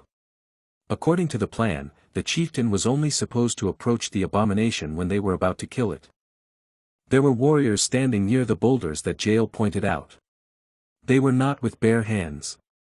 They had found and uprooted several tall trees in the area and each held one. The warriors shoved the logs under the boulders on the mountainside and then tilted them hard upward. But the boulders did not immediately budge. The rock at the edge of the mountain wobbled from side to side, chipping away pieces of rock little by little with its enormous weight. Jael, who was also trying with everyone, ordered them not to give up and to work together. The girls' knowledge could be attributed to physics, the concepts of which they had not even heard of. Every time they finished a report the whole tribe piled on a log together. Though the lizards had never encountered such a principle as leverage, they had managed to figure it out. Each time the stone swayed more and more, but for now it stayed in place. Watching the Scolopendra quietly unaware of what was happening overhead, Sunwin rather waited for the next steps. Rolling out rocks to kill the enemy, this one was a simple and wonderful idea. However, in order to catch crustaceans of this level, one would need to roll all the stones at once. But was that possible in reality? Jael commanded to use all her strength and roll all the stones even faster. It worked. The stones surged forward, rolling forward at a tremendous speed. Such a rumble woke the ancient Scolopendra, causing it to raise its head. If the beast had been smart, it would have avoided the pile of rocks. However, the ancient Scolopendra saw the boulders rolling towards him as a challenge rather than a danger. He lunged at the first boulder, and it rolled down with great speed, then struck, hitting it precisely on its armored head. They did it, the lizard men settlement screamed. Except they couldn't kill it. The ravaged centipede howled loudly as it straightened up to the enemy. One stone was no match for her. It only did a little damage to its head shell. With a multitude of legs, she scrambled up the steep slope to kill her attacker. It had to hurry and throw the rest of the rocks off the cliff at the frantic creature as quickly as possible. However, it was too late. Sunwin got up from his seat and descended to the ground. The guy descended into Rakrak's body to control the situation. It was too early to lose in this game. Everyone's eyes rounded when the leader pushed everyone away and pressed his full weight on the lever. The stone flew upward with all its might. 3 warriors couldn't do it at once, but he managed. Without listening to Jael's commands, the chief, even without using the lever, pushed the boulder beyond his own height. Every muscle in Rakrak's body tensed, so that the veins were visible. It seemed impossible at first, but with the power of a god, it was nothing. All he had to do was keep up with him and throw the stones together. Skalapendra continued to shriek all the while, deafeningly shrieking. Before anyone knew it, the chief was rushing forward with his spear for the boulders. He threw it at the evil creature with lightning speed, hitting the concrete structure that protected its back. In terms of size, it wasn't that big of a wound, but it was enough to hold him back for a moment. A cry of pain reminded the canyon when the spear pierced his vulnerable spot. However, it intensified a few seconds later when huge rocks piled on top as well. Its whiskers, jaws, and paws were broken off from the heavy blows. Thick green liquid splashed from the damaged areas, staining the sand. The last boulder fell on its head, crushing it to dust. A spectacular sight. Rakrak landed successfully on his legs still engulfed in godly aura, and Sunwon returned to his throne, satisfied. The hunt was a success. The tribe had killed an abomination of ancient Skalapendra. The whole tribe shouted their victory over the monster. Faith in God only grew, but in addition to that, something else important appeared. As a reward to our hero, the game moved a new item that he wanted to get from the beginning. A red orb engulfed in flames floated in Sunwon's hand. It was the essence of the abomination. Its core. When it came to a god, its greatest power was its ability to create something. Just as Sunwon was able to create enough food to feed the tribe, every god could create resources according to their realm using the faith points. However, to create something that didn't exist in the world, one had to use equally rare resources. A creature created by a god could also evolve to a higher level, which would earn the title of an apostle or avatar. So could also be used as a useful strategic weapon in place of a god's will. They could even be used as generators of faith that spread the word of God through their existence. But is the creation method itself the same as in the original game? Sunwon wondered. What would it be like to create, thought the god, while twirling the sphere in his hands. The lizards looked at the dead body of the Skalapendra with curiosity.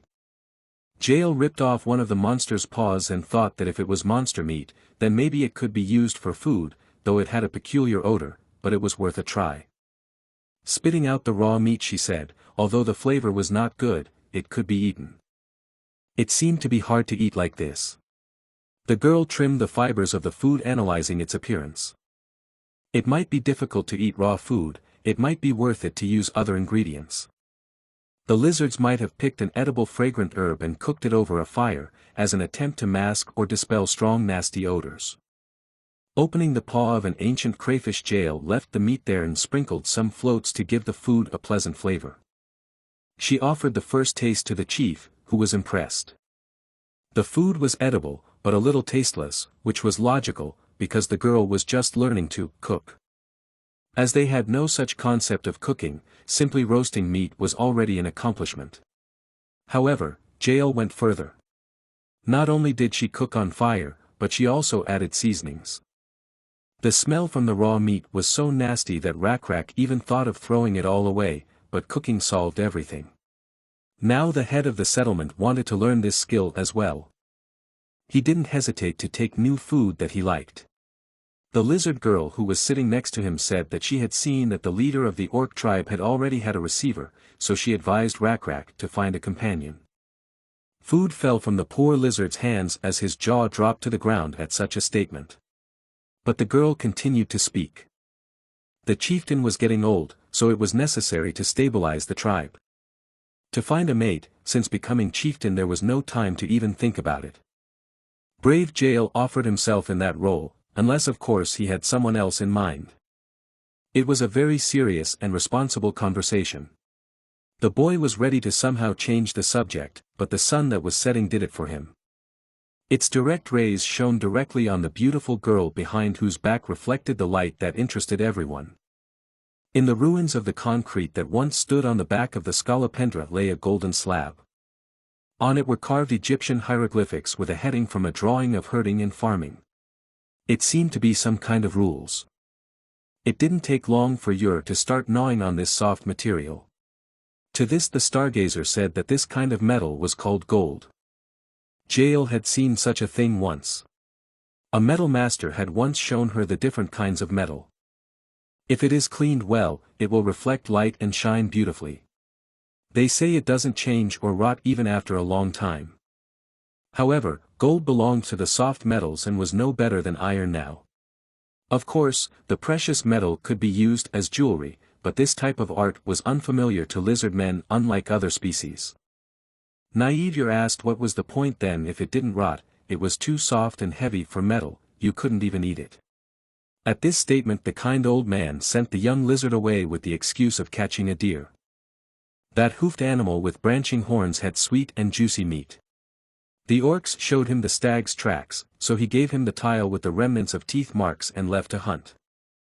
Rakrak preferred to stay behind to dismantle the tile, for the tribe had the freedom to come and go at will, they did not need his accompaniment. It was strange that this metal did not even rot. The chief brought one of the deer carcasses and placed it on a huge stone, which turned red in a few minutes. Everything in this world waxes and wanes.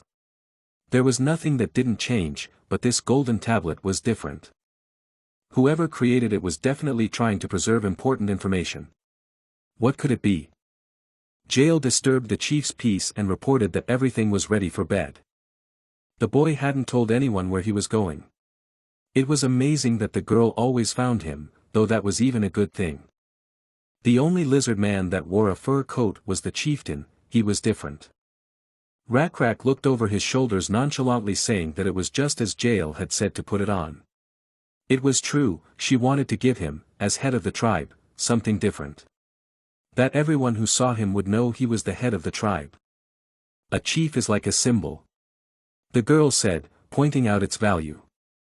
After sending Jael to bed, the boy began to think about the plaque. All night he stayed near the corpse of a deer, over which flies buzzed. Life ends in death, everything fades away in time, that was the only phrase that kept running through Rakrak's mind. He needed a clue. Just the slightest clue. And there it was. The fireflies gathered together and drew symbols in the air with their light. The unusual behavior caught his attention. It seemed like an illusion or even a fantasy. The insect's movements resembled the marks on the golden plaque. Like an obsessive he began to decipher the symbols by drawing all night with a branch on the ground. Lizard men were primitive creatures, they found it easier to use symbols than letters. For example, they used symbols such as weaving two tree trunks together to indicate direction, or stacking stones to mark their territories. In hunter-gatherer culture in particular, knowledge of which directions animals move or which plants are edible developed over many generations. At dawn, the boy snuck over to Jael peeking into her tent. The girl jumped at this unexpected visit, thinking there was a problem. However, nothing happened, but Rakrak had something surprising to show her. Bringing her to the very spot, the guy drew a triangle with sticks on the ground, it was the sign of the lizard men. Jael asked to show her everything he had been given to learn. Not far from one symbol he drew another triangle. But this time it was upside down with sticks. It looked like a tequila glass. It meant a woman, but more specifically a lizard man woman. Drawing an equal sign between the meanings, the girl asked what it meant. With a smile on his face, the chief explained its meaning, to become each other's companions. Getting as close to the girl as possible he whispered that this was also his answer to what Jael had suggested earlier. Taking the stick from the guy's hands the girl began to draw another meaning, asking if he knew the other signs as well. The answer followed in the affirmative. In the warm pink dawn, the two lizard men studied the writing with their tails intertwined. Excellent, in order to develop properly the Rakrak tribe should have gone through several generations, reasoned Sunwon. However, it was good that it happened early in the game. For now, the lizard men tribe was enjoying their carefree time. Rakrak was hunting deer with the tribe in the forest. With only one spear and immense strength, he could easily catch his prey. The warriors who went with him praised their skillful leader. At first glance, it seemed a simple hunt. But capturing the biggest prey to present to your spouse was one of the traditions of the wedding ceremonies. It was a beautiful hunt, except for one thing. Instead of brute strength, Jael used her brain to its fullest. While Rakrak spent a lot of energy, the girl used traps to easily catch game, wiping her spouse's nose. Sunwon was content to watch from the sidelines. She had him beat. Back in the canyon, to where only chitin remained after the crustacean's death, the orc spoke to Rakrak. He asked if the lizard men would be okay, but the chieftain replied that it was fine. In the end, the monster was the only obstacle they managed to encounter. This area in the desert was originally the dwelling place of the orc tribe, so they have the right to continue living there as they deserve to. At such words of Rakrak, the man was ready to cry, but holding back and showing courage, he bowed in thanks to the lizard chief. Calling his son to him, the orc offered to accept their help. They know this place better than anyone, so he was willing to send his child to lead the lizard men. They would never forget the help given by Rakrak's tribe. The chieftain and his clan hurriedly set off on their journey. Fortunately, Jael's cooking had made part of the ancient crayfish edible. The body and intestines, which were the largest part, were not edible, but the large legs lost their spiciness after being coated with spices and cooked over coals. It was still tasteless, but it was already better than before. After leading the tribe out of the desert, the last orc said goodbye to the lizards, who continued their journey along the green path. There was something unusual about this place, even the tribe noticed a different feeling. Footprints with long toes were visible on the fresh grass. Turning to the stargazer, the leader asked if he had seen such things before and if he knew to whom they belonged. The answer was positive. The marks were probably left by frogs that walk on two legs, the old man suggested. Frogmen. All creatures are divided into good and bad, and can also speak and think like the others. They were out scouting and must have had a lot of experience in warfare. The number of footprints indicated that it was clearly not just one individual, there must have been about 5. A more numerous tribe than Rakrak's group. It was time to head back to base, said the chief, who was worried about the safety of the tribe. Toward the end of the evening, dozens of tents had been created from huge leaves. Between them stood huge torches that illuminated their sleeping place. Passing by the tribesmen, the boy, together with Jael, looked around the camp. The tents were to be pitched as wide and as large as possible. That way, they had to fool the frogmans into thinking their clan was big when viewed from the outside. There are plenty of trees here, so making a fire wouldn't be a problem. At night, there would be a group of guards watching the fires, and if enough of them were made, they would think that the group of lizard men was twice as big as it really was, even though the fires were useless. Oh, and at night it wouldn't hurt to keep watch, assuming the warriors would be out scouting. The other tribe would surely notice them, the girl said, looking into the distance. And she was not wrong, there were dozens of eyes watching them the whole time. After a few days, after the lizard men changed their base, luckily they didn't encounter any frogmen. During this time, they had prepared many things to ensure the safety of the tribe. At this moment, there were hardly many players that were more successful than Sunwon. Even he realized that. The herding was going smoothly and their way of life had evolved so quickly that it was no problem to adapt to the changed conditions. Even their homes had begun to be replaced by wood, forgetting the leaf tents. What was most interesting was how quickly they mastered the concept of writing. Rakrak actively began to utilize the writing he had recently discovered. When the warriors returned from scouting, he always listened, about what they had seen near the large and expansive rock in the center of the village. Taking the tip of a spear, the chief, after each story, drew on a large rock the outline of the river. The village was marked in the center of the rock, and distances were plotted on a certain scale reflecting the terrain. To be precise, it was a map created from hunting marks, but it incorporated the idea of creating a permanent record resembling writing. This record proved very useful, it helped the warriors organized into groups to navigate the terrain while Rakrak was away. The chief also wrote down the amounts of crops each person had harvested in one day. They could look at who had harvested the most and could rest, while some would compare and realize they had not brought enough and needed to work harder. This was effective in increasing productivity. Such rapid development could not have been more gratifying to Sunwon. The swarms of locusts in the center of the continent were steadily increasing. Likewise, in the south, the insects were thriving in their nests. The insect territory had also reached the 4th level. This is a method the protagonist wouldn't dream of because of the other players. However, since it started from the distant lands in the east, isn't it worth trying to capitalize on this situation? Rakrak's capabilities and the tribe's status is currently above average. But this is only the beginning. What comes next will be bigger and more dangerous than anything experienced in the past. The leader of the settlement was chatting together with Jael and Ur, as suddenly the duty officer came running towards them yelling loudly. They were in huge trouble. The frogmen were already halfway to their village. Rakrak certainly went to meet the one at the border. The head of the frogmen's tribe was with the brightest coloring, himself adorned with red feathers on his neck. These frogs did not come alone, they had a lizard man with them.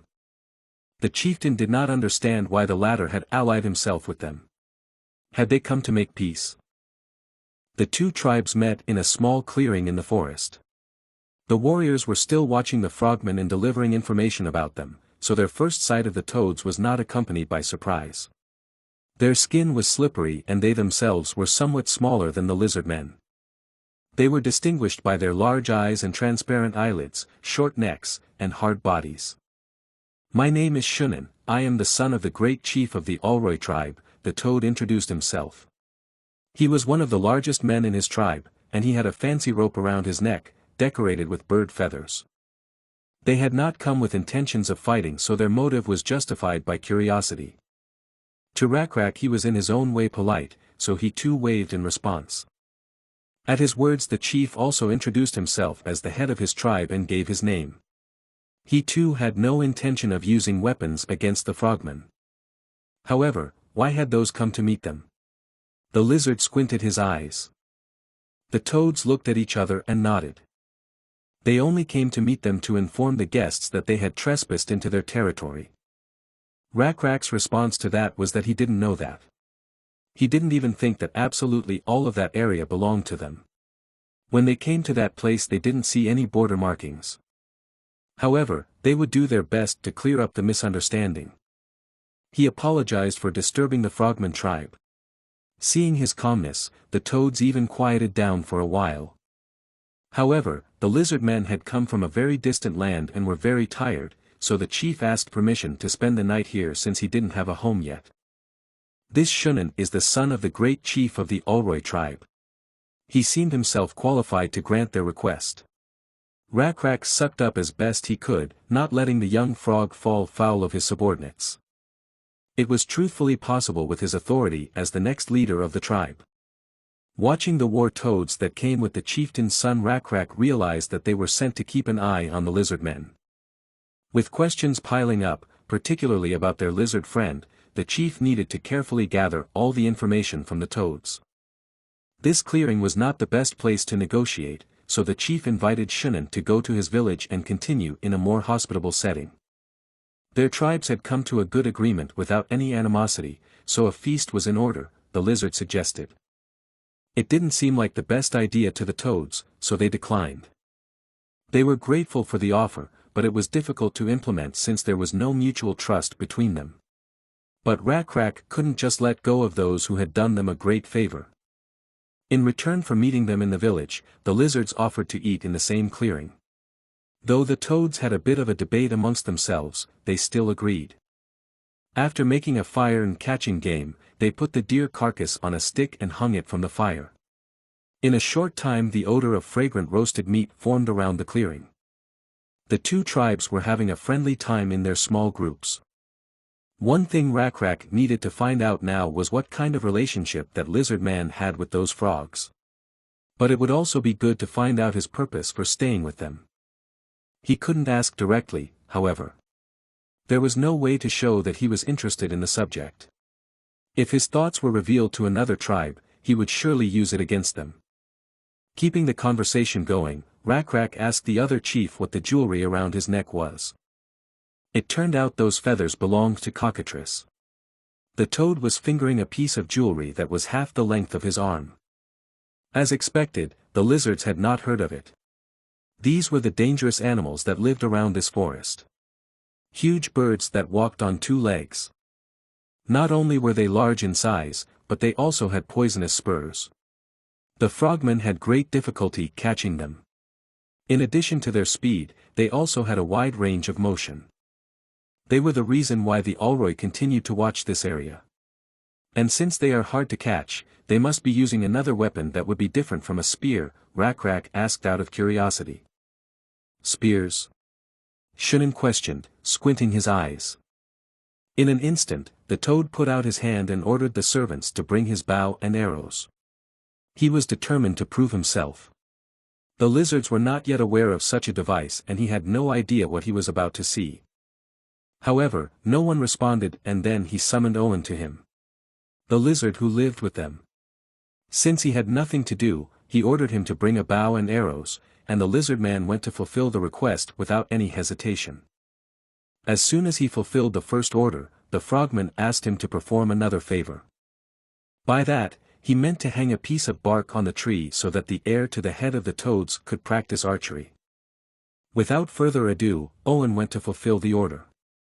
It looked like mockery from the outside. After pulling the bowstring tight enough, Owen released it. The arrow flew into the target with great speed. It was quite accurate considering the distance from which the attack had been launched. Frogmen learned to shoot as children, the toad descendant explained. Ostensibly not bragging, but he hinted that he had always been one of the best archers in his tribe. That impressed the chieftain. But since Rakrak had already seen how it worked, he asked him to try his hand at using the hitherto unfamiliar thing called a bow. Shunin didn't mind, so he handed the weapon to the lizard. It proved to be a difficult endeavor the first time around. At first Rakrak couldn't even keep the arrow straight, it kept trying to move to the right side of the bow. Although the branch and string were definitely strong, the attempt was clearly clumsy. The strength of this weapon was weak compared to a spear, but with it, he could carry a few arrows in reserve. It was also much more accurate and had a faster attack speed. After pulling what seemed to be a fairly tight bowstring, he fired the first shot. Naturally, the arrow didn't even reach the target. However, Rakrak did not give up, he definitely wanted to learn this device. But no matter how many times he tried, he failed.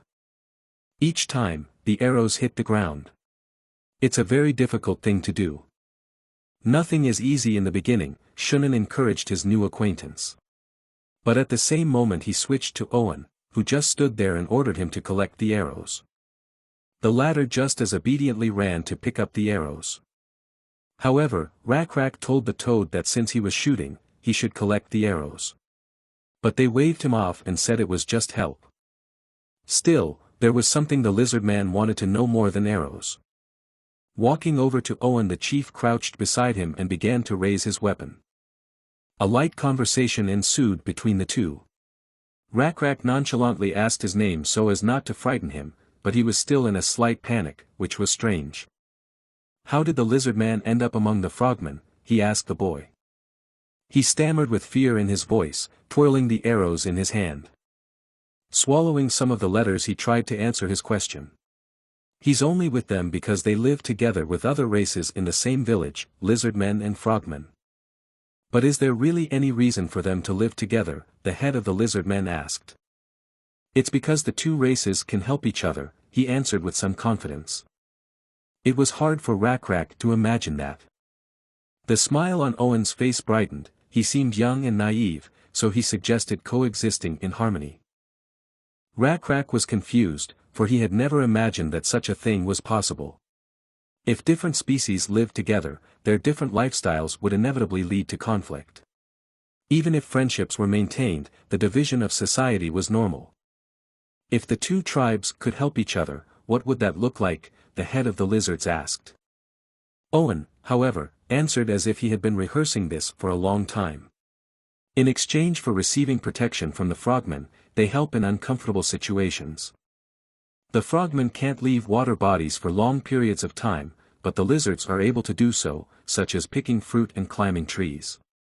Sharing food with them was a good idea, the boy praised the chief. But the lizard men do well without them, so why protect them? Rakrak asked, looking at the arrows. Because this forest is dangerous. The people of Olroi are the largest tribe in this forest, the young lizard man emphasized. Without them, Owen would not have survived. An awkward smile filled with sadness floated across his face. Rakrak squinted his eyes warily at his interlocutor and said, "Forget everything," he said. Whoever asked what, they were now talking about archery, the chieftain ordered. Back in their place, the lizards cut up the carcass into nice, juicy ribs. The son of the toad chief took a bite of the meat and was overjoyed. The deer meat was even more delicious when combined with the fragrant herbs. The head of the lizard men was glad that the food suited his taste. But had they ever eaten water buffalo? Rakrak asked. Shunan's eyes glistened. He had caught one once long ago and it was delicious. The lizard, on the other hand, said he had a few more parno hooves in store and was willing to trade it for a sack of arrows. Shunan was not sorry for a couple of arrows for such an exchange, but the guards behind him gave him a hard stare and he still refused. The lizard leader continued to eat the meat and said with feigned disappointment that it was a pity. However, in any case, they would delve deeper into these discussions when their friendship improved. Fortunately, the Toad tribe members did not feel hostility towards the lizard men. Indeed, they were not only friendly to Owen, but also to the rest of the lizard men warriors. Since the two races lived together in their village. Shunan beckoned his lizard man friend over to him. The boy quickly left the company and found himself next to the chieftains. The one ordered him to explain to Rakrak how they had spent several months helping each other. The young man agreed. As long as it proved their friendship he would continue to do so. As the lizard man leader had expected, they had prepared answers in advance, preparing for the meeting from day one. If he hadn't examined it carefully from the beginning, he himself would have believed their comedy. The meeting was coming to an end. The toads had enjoyed meeting their guests, but it was time to disperse. Rakrak suggested that next time they should come to the toads themselves. The hosts of the swamp had a long distance to cover, so he wanted to make things easier for them, but they said it was fine. The place was big enough and they needed to check it out anyway. After saying goodbye to each other, the leader waved goodbye to his friends. The lizards followed suit and repeated the gesture. When the toads had their backs to the lizards, Shunan put his arm sharply around Owen's shoulders and pulled him toward him. He seemed to be asking Jael and her husband for help. The gesture was clearly suspicious. It didn't look like a relationship of people on equal footing, Rakrak told his consort. By the time the toads reached the settlement, the sun was already setting over the horizon, illuminating everything with yellow light. As soon as they reached the water, Shunan slapped the lizard with a loud slap. "Did you think we didn't know what you said to the leader of the lizard men tribe?" the toad asked, pointing a finger at the wounded man. The boy slumped on a small sandy beach near a body of water and held his cheek. In a trembling voice, Owen said he hadn't said anything. He had just been asked how to become a good archer. What a pathetic excuse, the toad warrior asked and punched the lizard in the stomach, confirming his actions by saying that he couldn't even shoot properly and was already giving out advice. But he continued to argue that it was true. If he said he couldn't do it, it would look suspicious. After a little thought, Shunan agreed with that statement. That's why he acted like he couldn't answer Rakrak. And also emphasized that if he wanted to learn he needed to pay for the drills. Rakrak, as Owen had said, couldn't give her anything right away, so he stopped begging. Looking among themselves, the toads found his words convincing and believed him. As expected from the skillful trickster Owen, said the toad leader's son to the boy. Pointing his finger at the floating island, Shunan asked if he remembered who was on that piece of land. Looking in the distance he saw only tents with guards, and replied that he remembered perfectly well. She was very lucky to be free, the toad boy said sarcastically. He was gathering dozens of lizard men children from a guarded tent that was no different from a prison. Shunan was going to sacrifice them. However, they were saved by the fact that the new victims came to them themselves. Gritting his teeth, Owen tolerated such open blackmail. Looking at the unfortunate children he lowered his head to the chief and said that they were incredibly lucky. Therefore he would do his best to deceive them. Night came quickly, the sentries that had been near the children were replaced by others, and Owen continued to watch them. If he had only known this was going to happen, he would not have diligently broken into this settlement. They should have known when they welcomed them with open arms despite their different races. Or at least when they brought them to the brotherhood ceremony and told them they could stay together on this land. The remaining 200 lizard men can't stand up to a tribe of 1,500. Besides, they have a god. A huge green creature that put fear in everyone. She would never forget the sight of the two-headed monster that propped them up against the toad gate. That day, blood spilled in all directions, staining the ground and walls red. This monster ruled the frogman settlement. Just like the toads ruled Owen and the children. Nothing was changing. The Rakrak tribe is unable to change the impossible. The leader of the Black Scale tribe looks like a strong warrior, but even so, there were still about 600 people in the settlement. They are savages who don't even know what a bow and arrow is. If only they were moved to sacrifice first, the children could survive for a while longer. Owen had no choice but to ask the children to live a little longer. He would definitely make them come to the toads. The sun was illuminating the land with its warmth. The lizard men brought the frogmen a water buffalo as a gift. Shonen did not hide his delight and was very much overjoyed. Rakrak had said earlier that he would bring a live buffalo, and he kept his word. To him, it seemed like a great trade for a bow. But Shunin was not convinced. Then Alan suggested that his chief do things a little differently. In order for there to be a trade in weapons, they could start getting to know each other through sincere conversations. It was a great idea. Besides, they didn't know anything about the Black Scale tribe yet and invited them to visit the Toad village. Just then, they would be able to give them the bow. Doesn't this seem like a good opportunity to get to know each other? Rakrak's arrow fell to the ground after traveling some distance. Jael asked him how he was doing this time, to which he replied that his arrows only traveled half the distance that the frogs did. Looking at the bows they had managed to make by following them, he added that he didn't know what kind of creatures' tendons they used in their bows.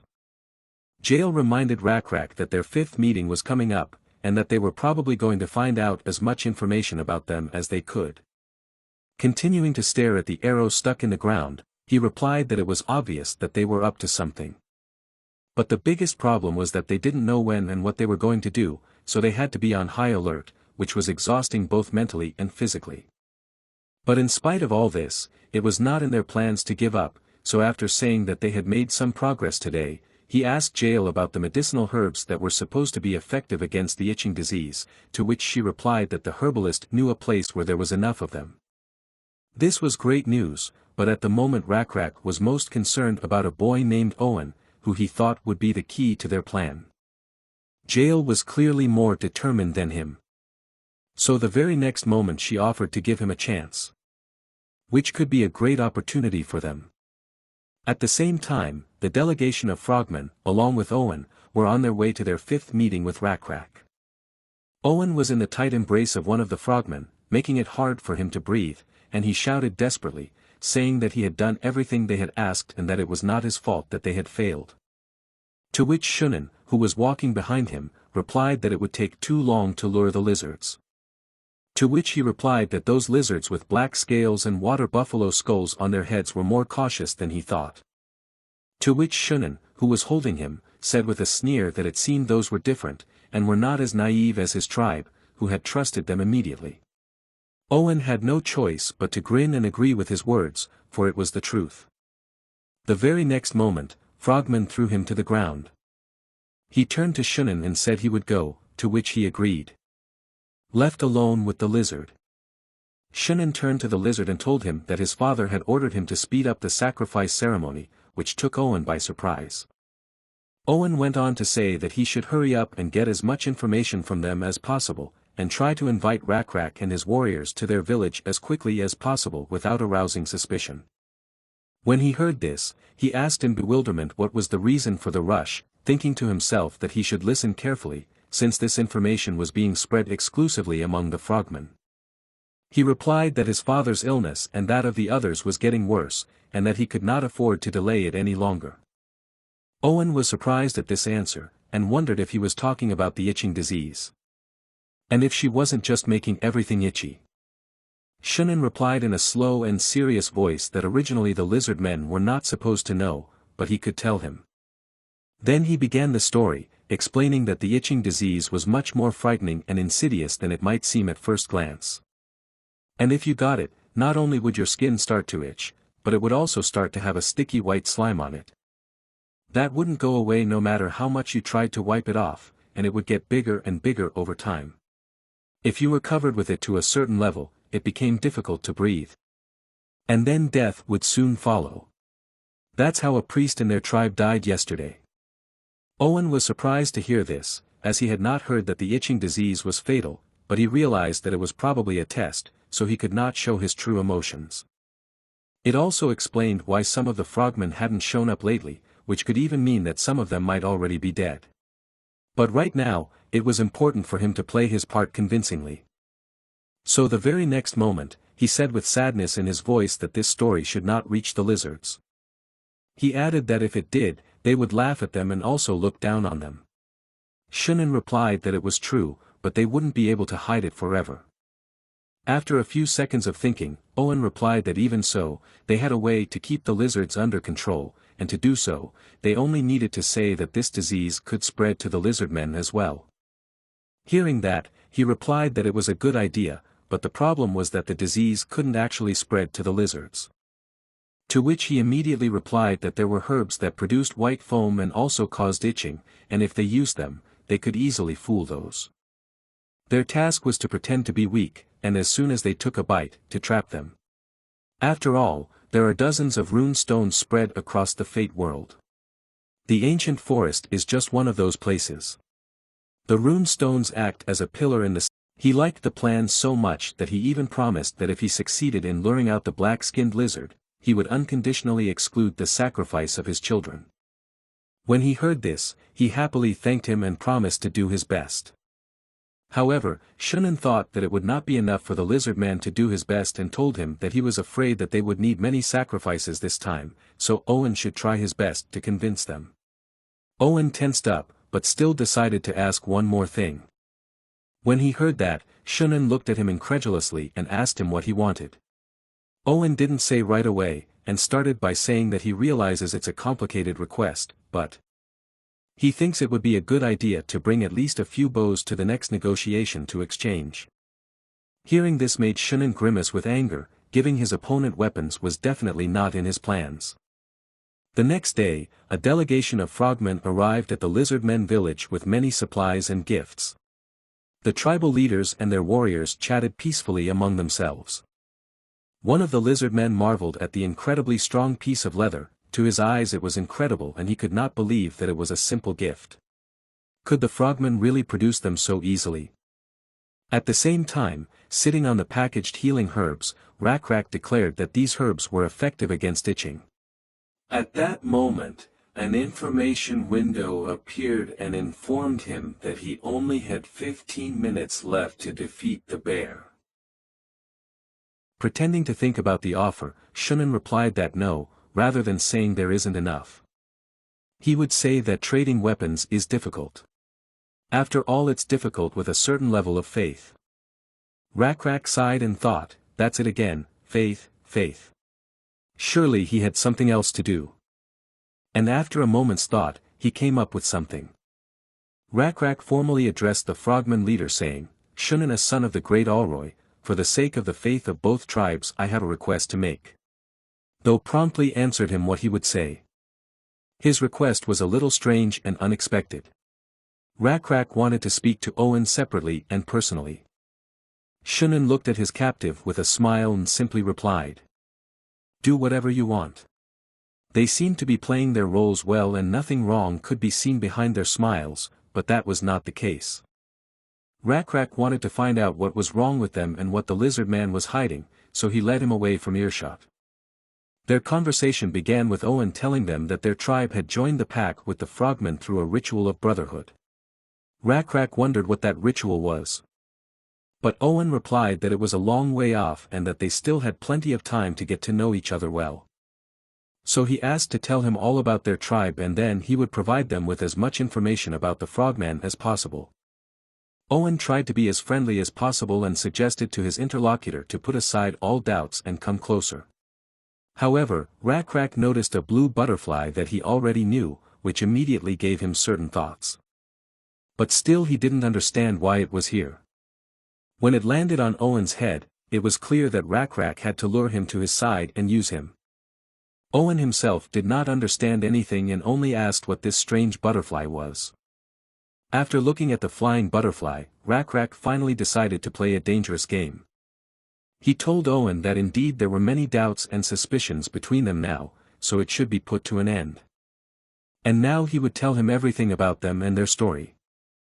The conversation between the two lizard men went well. Back at the Toad settlement, Shunan praised the boy and his excellent work, patting him on the shoulder all the time. The results they had achieved with the guy's idea were great. The son of the Toad leader shrieked with joy as he told them they would come to their settlement. When they said they would show them their village, Boy thought they were trying to trap them, but that was just silly. Thanks to the lizards themselves, the frogmen were able to find out the location and size of the village. They even learned some information about their medical history. Even contrary to what the scout had said, that the tribe consisted of 600 men, in reality there were at most 300, of which only 30 were warriors, the Shunan guard summarized. The heir to the chieftain himself had not thought they would trust them, but it was only thanks to Owen that all this had been realized. For such excellent results, the Toad was ready to fulfill any wish of the lad. However, there was a single request for him that he had asked for more than once. Shunan asked him what he was talking about, to which the boy laconically reminded him. Promising to let the children go if Owen did the right thing, Toad promised to let them live together. A boy having heard such a promise questioned the chief, did he really say such a thing? To this Shunan advised him not to be so cruel. His father also understood. They shouldn't be so cruel to the lizard men, he reminded the guard. They needed to show the lizard men that good things would happen if they were served faithfully. Don't be afraid, Owen, I remember the promise, said the Toad, sending the boy away. He was indeed grateful to him for meeting his son. The evening came very slowly. With anticipation in his chest, the lad looked at the cage populated with children from the small slope. Now, more than ever before, he wanted to live. To live with his child. However, with the feeling of joy, the cats were scratching at his soul. He didn't understand what the problem was. After all, it was natural selection. Drawing symbols in the sand, he whispered quietly that it was only the fault of the foolish tribe leader. The one called Rakrak. He should have been more suspicious and careful in his movements, the boy frowned. The last time they had met, the leader had shown something amazing that he hadn't seen before. Different signs that complemented each other. It's called writing, Rakrak explained. He and his tribe had figured out how to use them. Different symbols represented different meanings, whether it was home or food. 2 crossed-out sticks meant no, the chief said. And a sign that looked like a square root they called a lie or a fake. Owen seemed to dive headfirst into science. He began to ask if 2 letters could be written so close together. He explained his thoughts by saying that if you put them together they would be not false. The delighted Rakrak said with a smile on his face that he had never thought about it and praised the boy, calling him a clever boy. To this the young lizard brushed it off, saying that it was a huge praise for him. For some reason, at this moment of praise, he was reminded of Shunan's words when he had called him a smart charlatan. It even became a little hurtful. When he came back to reality, however, he realized that the lizard chief had never told him about the writings. He didn't seem to want to show that knowledge to the toads, but why had he revealed it to Owen? As if reading the boy's mind, Rakrak said it was all just because of faith. The faith that they had used so far, between the members of the lizard men tribe and the Alroy tribe of frogmen, was different. But contrary to that, the only thing he was really interested in was the trust between him and Owen. The boy was visibly crumpling his eyebrows and speaking incoherently. He tried to convey that there was peace between the toads and the lizards, but the leader of the lizard men interrupted him. He told Owen in a calm voice that he did not believe the information he had told him about the frogmen. There seemed to him to be more hidden in that story than was told. Rakrak and his lizard tribe had known pain as well. They had seen well the humans that had fallen by the wayside of life and been cast out. They were just like the young lizard. They had seen more than once the face of a suffering human. A stinging tear rolled down Owen's cheek that he himself didn't notice how moved he was by the words. "Am I wrong?" Rakrak asked calmly, confident in his words, to which the boy replied that it was nothing and asked if he had anything else to say. However, Rakrak didn't need anything else. He had already seen the signs of faith. That's what the lad was thinking about as he looked off into the distance at the river. The leader of the lizard men tribe seemed very confident at that moment, but still it was simply impossible to defeat so many frogmen and evil spirits. He even bragged to the lad about defeating a huge ancient crayfish, but that seemed useless against those humans who had beheld and survived against really horrible monsters. The lizards didn't even know how to use a bow, let alone the secret weapons that warriors have. So carefree that they even talked about their problems without thinking about the consequences. It was a foolish decision. They shouldn't have trusted such a despicable man, Owen summarized, getting up from the ground. Even though he'd said he shouldn't be trusted, they kept doing it, driving the guy up the wall. He thought he was just a charlatan. After one last look at the inscriptions he had been drawing in the sand, he turned around and went back to his tent. By morning, almost all the symbols had disappeared, hiding the fact that someone had been there. A huge commotion went up in the village. A multitude of feet ran from the side raising a huge amount of dust. Lizard men arrived in their settlement shouting out things here and there. Shunan came out to greet them with open arms. To this, Rakrak thanked them for such friendly hospitality. He hoped that this exchange would only strengthen the friendship between the two tribes. Toad also supported his guest's wish. All the lizards came in full uniform, spears in hand. Rakrak was ahead of all questions and asked them to ignore the fact that they had come with weapons, explaining that he was afraid he would meet Cockatrice halfway. Shunan only mentally gloated at the foolish lizard folk leader. He thought the idiot wouldn't even believe him if he told him that Cockatrice could not be fought with a spear. Toad was cunning enough to even think of a plan ahead of time. When the banquet began, he was going to get his guest drunk and fire a poison arrow. Rakrak was distracted at this time and asked where Owen was, to which the son of the frogman chieftain shouted at the top of his voice for the lad to appear immediately. He was standing not far from where the banquet was being held and seemed to be drawing something on the ground. There were only lined paths on which the dishes were placed. Crates and bags of food were visible in the background. They seemed to have decided where Rakrak would sit.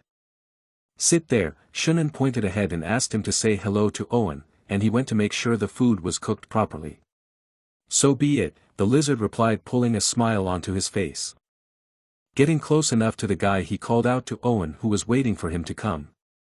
In his place the lad wrote some text that needed to be read. "When Rakrak and the warriors are seated, the banquet will begin," the boy said with a smile. To the lizard chief, it sounded like a warning of danger. Owen, however, with his feigned smile, went on to say that it was a fun banquet that would promote peace and friendship. Friendship between the two tribes. While he was saying all this, he was pointing his stick at his text, which consisted of only one symbol that Rakrak had taught him, lies. They were written all along the length of the seats on which the chief and warriors were to be seated. Taking the hint, Rakrak began to pull the water buffalo skull over his head while calling out to Ur. The lizard's pupils became as narrow as a cat's, and with anger in his voice he ordered the warriors to begin. Ur waited for nothing more. Gathering all the strength in his hand, he took masterful aim with his spear. The weapon flew straight into the frog warrior's head. The spear pierced through the skull, causing the body to fall to the ground, terrifying the others. "Kill all the frogmen," Rakrak ordered his tribe in a cold and low tone. The warriors moved forward without hesitation. One by one the frogs fell to the ground, pinning themselves with their spears. They didn't even have time to do anything with their bows. Some of the defeated green creatures turned to Owen before they died, blaming him, for he knew everything. Branding him a traitor and blaming him for their deaths. Rakrak's casual face expressed no emotion, only drops of blood dripping from his mask, leaving a trail. In a short time the entire clearing was strewn with the bodies of frogmen holding arrows on their belts that had not saved their lives. The chieftain walked around the area listening to the report on the progress of the sweep. During the attack on the warriors, many of the frogmen had fled following Shunan's example, which meant that they would soon be hit by a hail of arrows. They need not worry about the arrows, however, because we have a backup plan, one of the warriors said to the leader. But that was unnecessary, for they had Owen, Rakrak said with a smile on his face. There was something in his plans that he had to do. The tip of the arrow the frogman held was coated with some kind of poison. Shunan and the men he'd gathered in the meantime, armed with bows, were heading toward the banquet site where the black-skinned lizards would be. He was mad as hell, and blamed Owen, who in his opinion was to blame for what was happening. Turning to his warriors, he asked irritably if they had passed on his orders, to which one of his subordinates replied that they had. He reported that he had summoned all the warriors of the village and put them under the command of the Oboy warrior and ordered them to attack the black-scaled lizards. While the lizards in the village were ordered to hold back those until reinforcements arrived. Hearing this, Shunan angrily shouted that they should avenge such meanness from those. Pointing his finger at the black-skinned lizards, he shouted furiously and ordered his men to fire and destroy the enemy at all costs. In the very next instant, a rain of poisonous arrows flew straight towards the Rakrak tribe. Even if the arrow could not kill the lizard, it would still die from the poison. However, they also had a trump card in the form of the shields each warrior was armed with. The next moment the arrows hit the shields and fell to the ground with a clang. Shunan and the rest of his warriors were amazed at what they had seen, for they could not have imagined that the black scales would have anything to counter them. And even more so that they could neutralize one of their strongest weapons and one of the weapons of which they were so proud, namely their bows. Rakrak and his warriors rejoiced that they had won a small victory. Shunan, angry at his failure but not about to give up, ordered his warriors to keep firing if they saw them trying to advance. The next moment, however, his attention was drawn to the smoke that appeared out of nowhere. Puzzled, he wondered what was happening. He looked again at where the black-scaled lizards were and found that he could no longer see them properly because of the smoke, which would greatly reduce the effectiveness of his bows. However, there was still one more question, and that was where was the smoke coming from? At the same time in the village of Frogmen, someone had set a pile of firewood on fire with a torch. It was none other than Owen, who, with torch in hand, stood watching the fire spread throughout the house. His kin ran up to him and began to panic, asking why he was burning down the village. Seeing that he did not answer, one of them asked if it was also Shunan's order.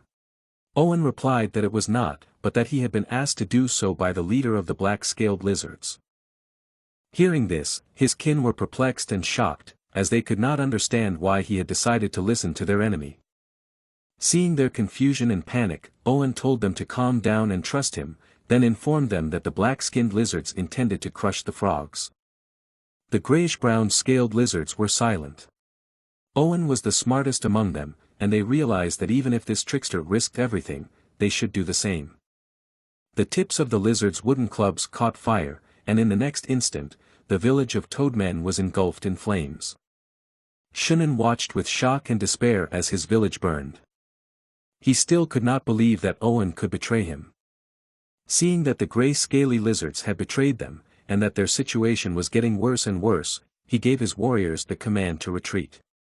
To which they asked how they could retreat when they had killed their warriors.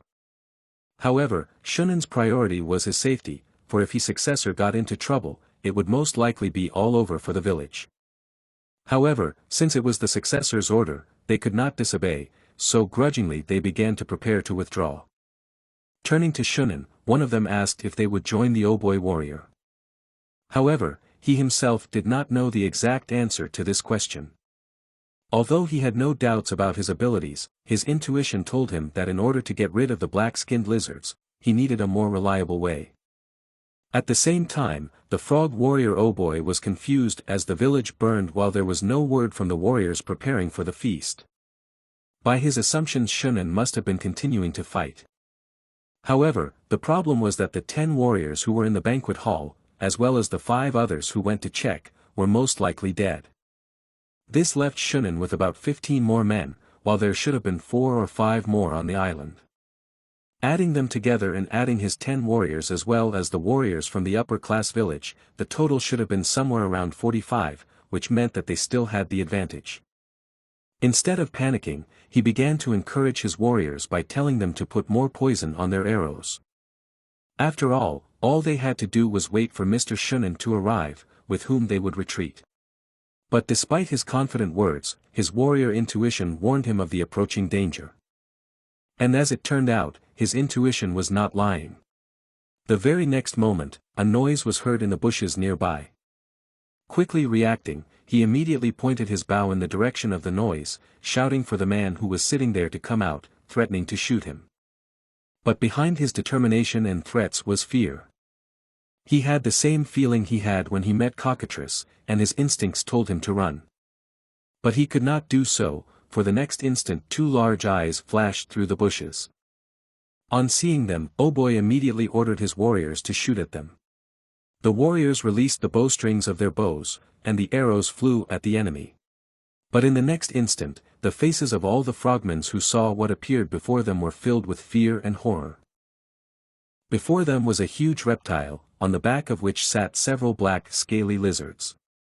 The creature, with an arrow between its teeth, seemed to be smiling at them. The lizard behind Jael asked her if the arrow had wounded Manon, to which she smiled and said that it was probably just stuck between his teeth. Manon was still small and still had a habit of chewing everything in his mouth, but this was not the case with the arrow, and he immediately spat it out with a disgruntled look. Whether because the arrow was not tasty enough or for some other reason, he let out a furious growl the next moment. Jael pointed to the frightened and desperate toads and said that hadn't they been a good meal for him? The toads, not wanting to die, turned to their commander Oboy in a panic, asking what they should do, since arrows did not work on the creature. However, he himself did not know what to do. They had no time to think of a better plan, for the next moment Manon jumped on Oboy, who was closest to him. He was an experienced warrior, and a second before he died, he managed to dodge, which put the head of his inexperienced kin right in the reptile's mouth. Realizing that this monster was no match for Cockatrice, and that it was almost impossible to make eye contact with such a fast creature, he decided to throw poisonous toads into its jaws. Manon, like a dog seeing a bone thrown to him, instantly caught it and swallowed it. Thinking that the reptile was immune to poison, Oboe shouted to his warriors to throw all the poisonous frogs they had, which they immediately did. Not about to give up the free tasty snacks, Manon began to catch the frogs flying at him. Watching this performance with disdain, Jael asked the lizard behind her what they were doing, to which he replied that they were throwing poisonous frogs from their pouches.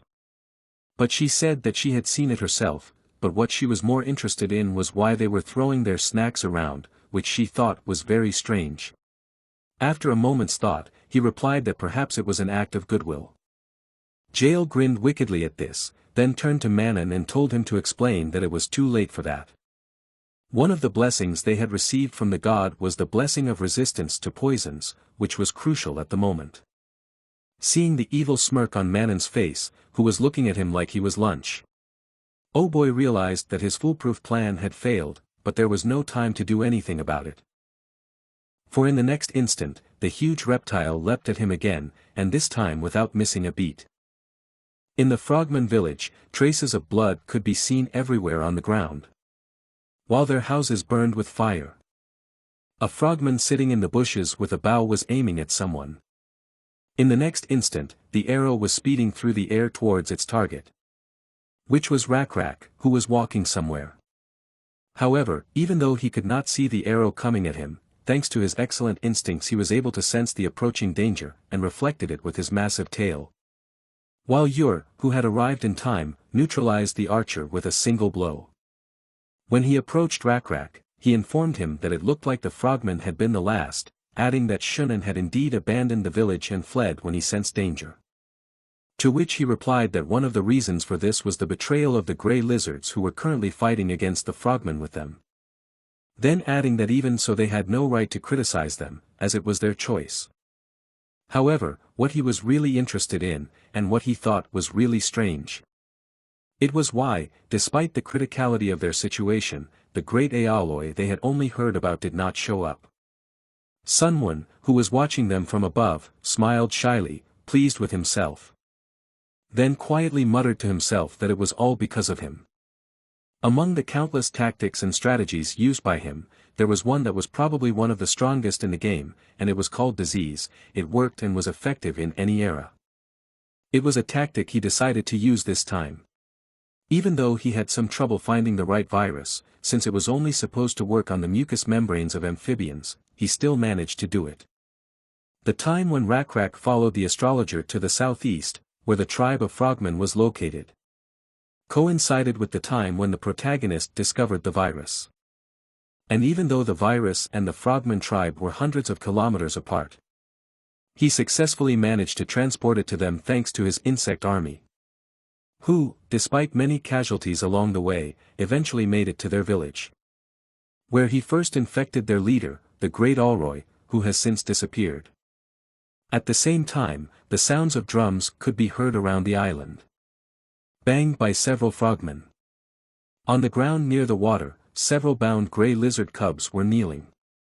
Realizing they were here for sacrifice, they tearfully awaited their fate. Not far away on the ground sat the great Aoloi, whose body was covered with a layer of white mucus, and who had initiated the sacrifice that he believed would heal them. Together with a crowd of his tribesmen, who knelt before the lizard cubs, bowed and begged the two-headed god to accept their sacrifice, and to kill all those lizards, thus showing them his greatness. Soon, someone's huge shadow appeared under the water, with two pairs of eyes glowing in it. At the same time, Shunan reached the island by boat and saw that his father had already started the ritual of the living sacrifice, which he believed was the key to their victory. At the same time, in the nearly destroyed lower village of the frogmen, Rakrak was called loudly by someone's excited and panting voice. Turning around, he saw Owen, who was breathing heavily from running. Praising Owen for a job well done, Rakrak asked him why he was in such a hurry and what he wanted from him. He said with desperation in his voice that they needed to get to the island right away. Rakrak was puzzled as to why they had to get to the island now, and he said that the frogmen had their cubs there to sacrifice. Then he added that they had a god, and that if they sacrificed to him, he would come and do them a small favor. And though he might not be able to cure their disease, he would probably attack him and his warriors. Rakrak sighed and said that he should have told him sooner, for now they had no way to get to the island, for Shunan had taken all the boats in his escape. Owen did not want to give up, and started to say that if they swam, they would be able to get to the island. But he was immediately interrupted by the harsh voice of Rakrak, who looked at him coldly and said that it was too dangerous, because they had bows, and they didn't swim as well as they did. Owen's eyes filled with despair at these words. And in the next instant, his fatherly instinct kicked in, making him beg him to help his son and the other children. However, this only made Rakrak angrier, who immediately punched him in the jaw. He shouted at him furiously, saying that he should have confided in him earlier and told him everything from the beginning. Then he told Owen, who looked at him with horror and despair on his face, that he believed that they could defeat the god the stupid frogs believed in by their own strength, and that if their god appeared and attacked them, he would show him how they could destroy him. When he calmed down and stopped shouting, he looked pityingly at the still sobbing Owen. Though he couldn't imagine his pain, he knew it was incredibly hard for him, so he just asked if he thought he should have told him earlier so they could have saved his son. At the same time, Jael stopped behind them, and after dealing with Obo, she got back on Manuna's horse. She immediately turned her worried gaze to the island in the middle of the lake. Owen didn't think Rakrak had said anything wrong, for he realized that things would have changed if he had only been able to learn of Shunan's intentions earlier. And perhaps if he hadn't acted so late, none of this would have happened. In the next instant, the water near the island was churning. The head of the Aoloi tribe, shouting incomprehensible words, joyfully reached out to the creature that appeared from under the water. This creature turned out to be a two-headed devil, which was their god. Without wasting time, Aoloi immediately pointed to the grey lizard cubs, who, seeing the monster, clung to each other in fear, and then he said in a reverent voice that it was his offering. Raising his hands in the air, he began to shout in a fanatical voice to punish the black-scaled lizards who dared to disturb the god's lake. Looking at the huge two-headed monster that looked invincible to him, Owen finally lost hope. However, while he resigned himself to his fate, Rakrak along with Jael looked at the two-headed devil with calm gazes. Despite its enormous size, Rakrak thought that fighting this 15-meter-long two-headed serpent might be worth a try. After all, even though they didn't have a topographical advantage and couldn't use any tricks, they had a chance to win, even if it cost some sacrifices. However, the very next instant, he noticed something that made his eyes widen wide and glow. A butterfly flew towards him, glowing with a blue light. This could only mean one thing: they had hope. Walking over to the desperate Owen, Rakrak called out to him and told him to look at him.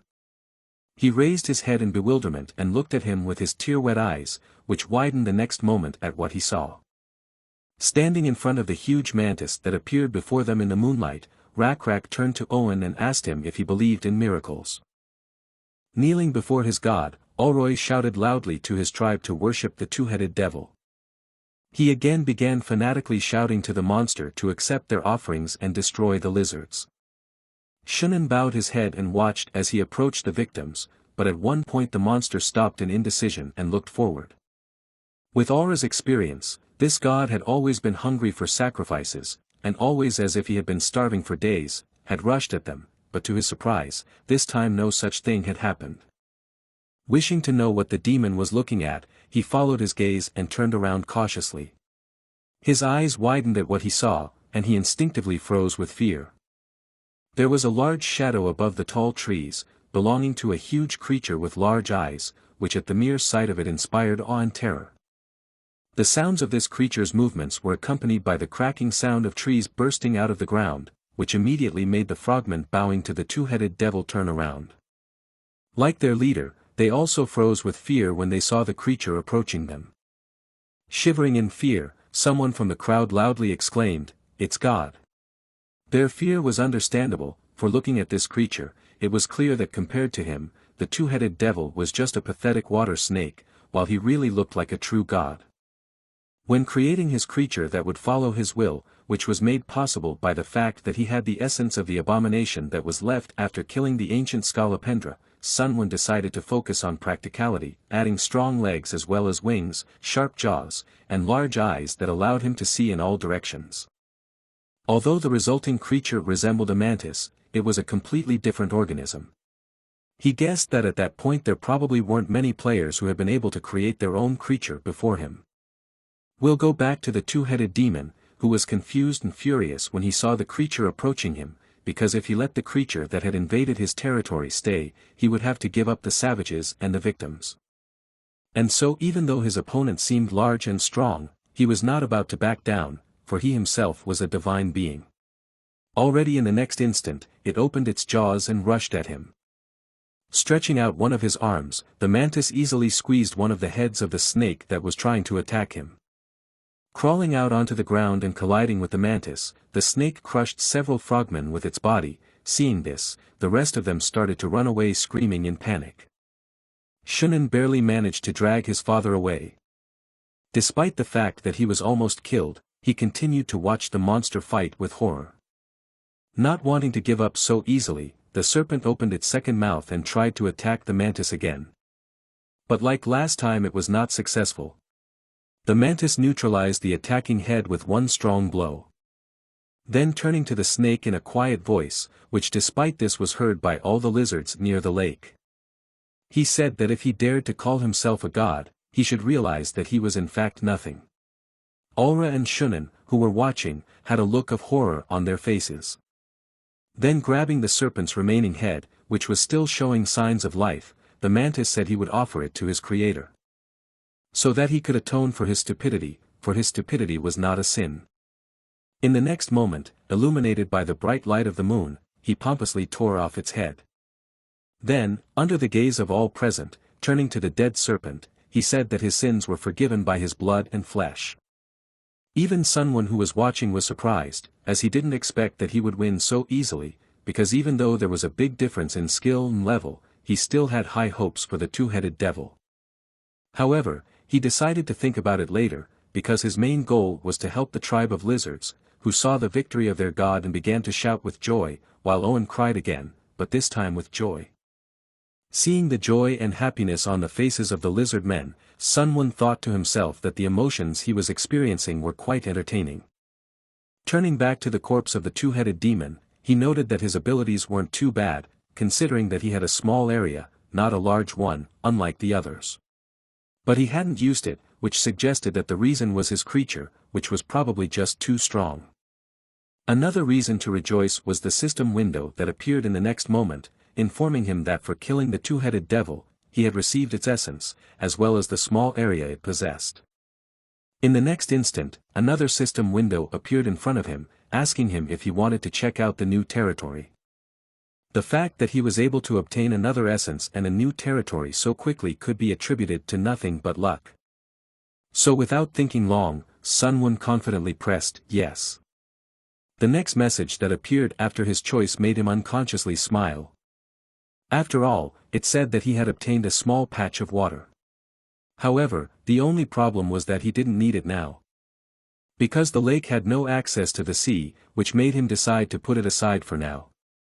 A boat pulled away from the shore, the water red with blood. In it sat Alroy, still trying to believe the truth of what was happening. Looking at his father, who seemed to have lost his mind after the death of the serpent, Shunan thought to himself that it was not the disease that had made his father weak. It was the fact that they were completely enchanted by the power of the two-headed devil, who at that moment seemed invincible to them.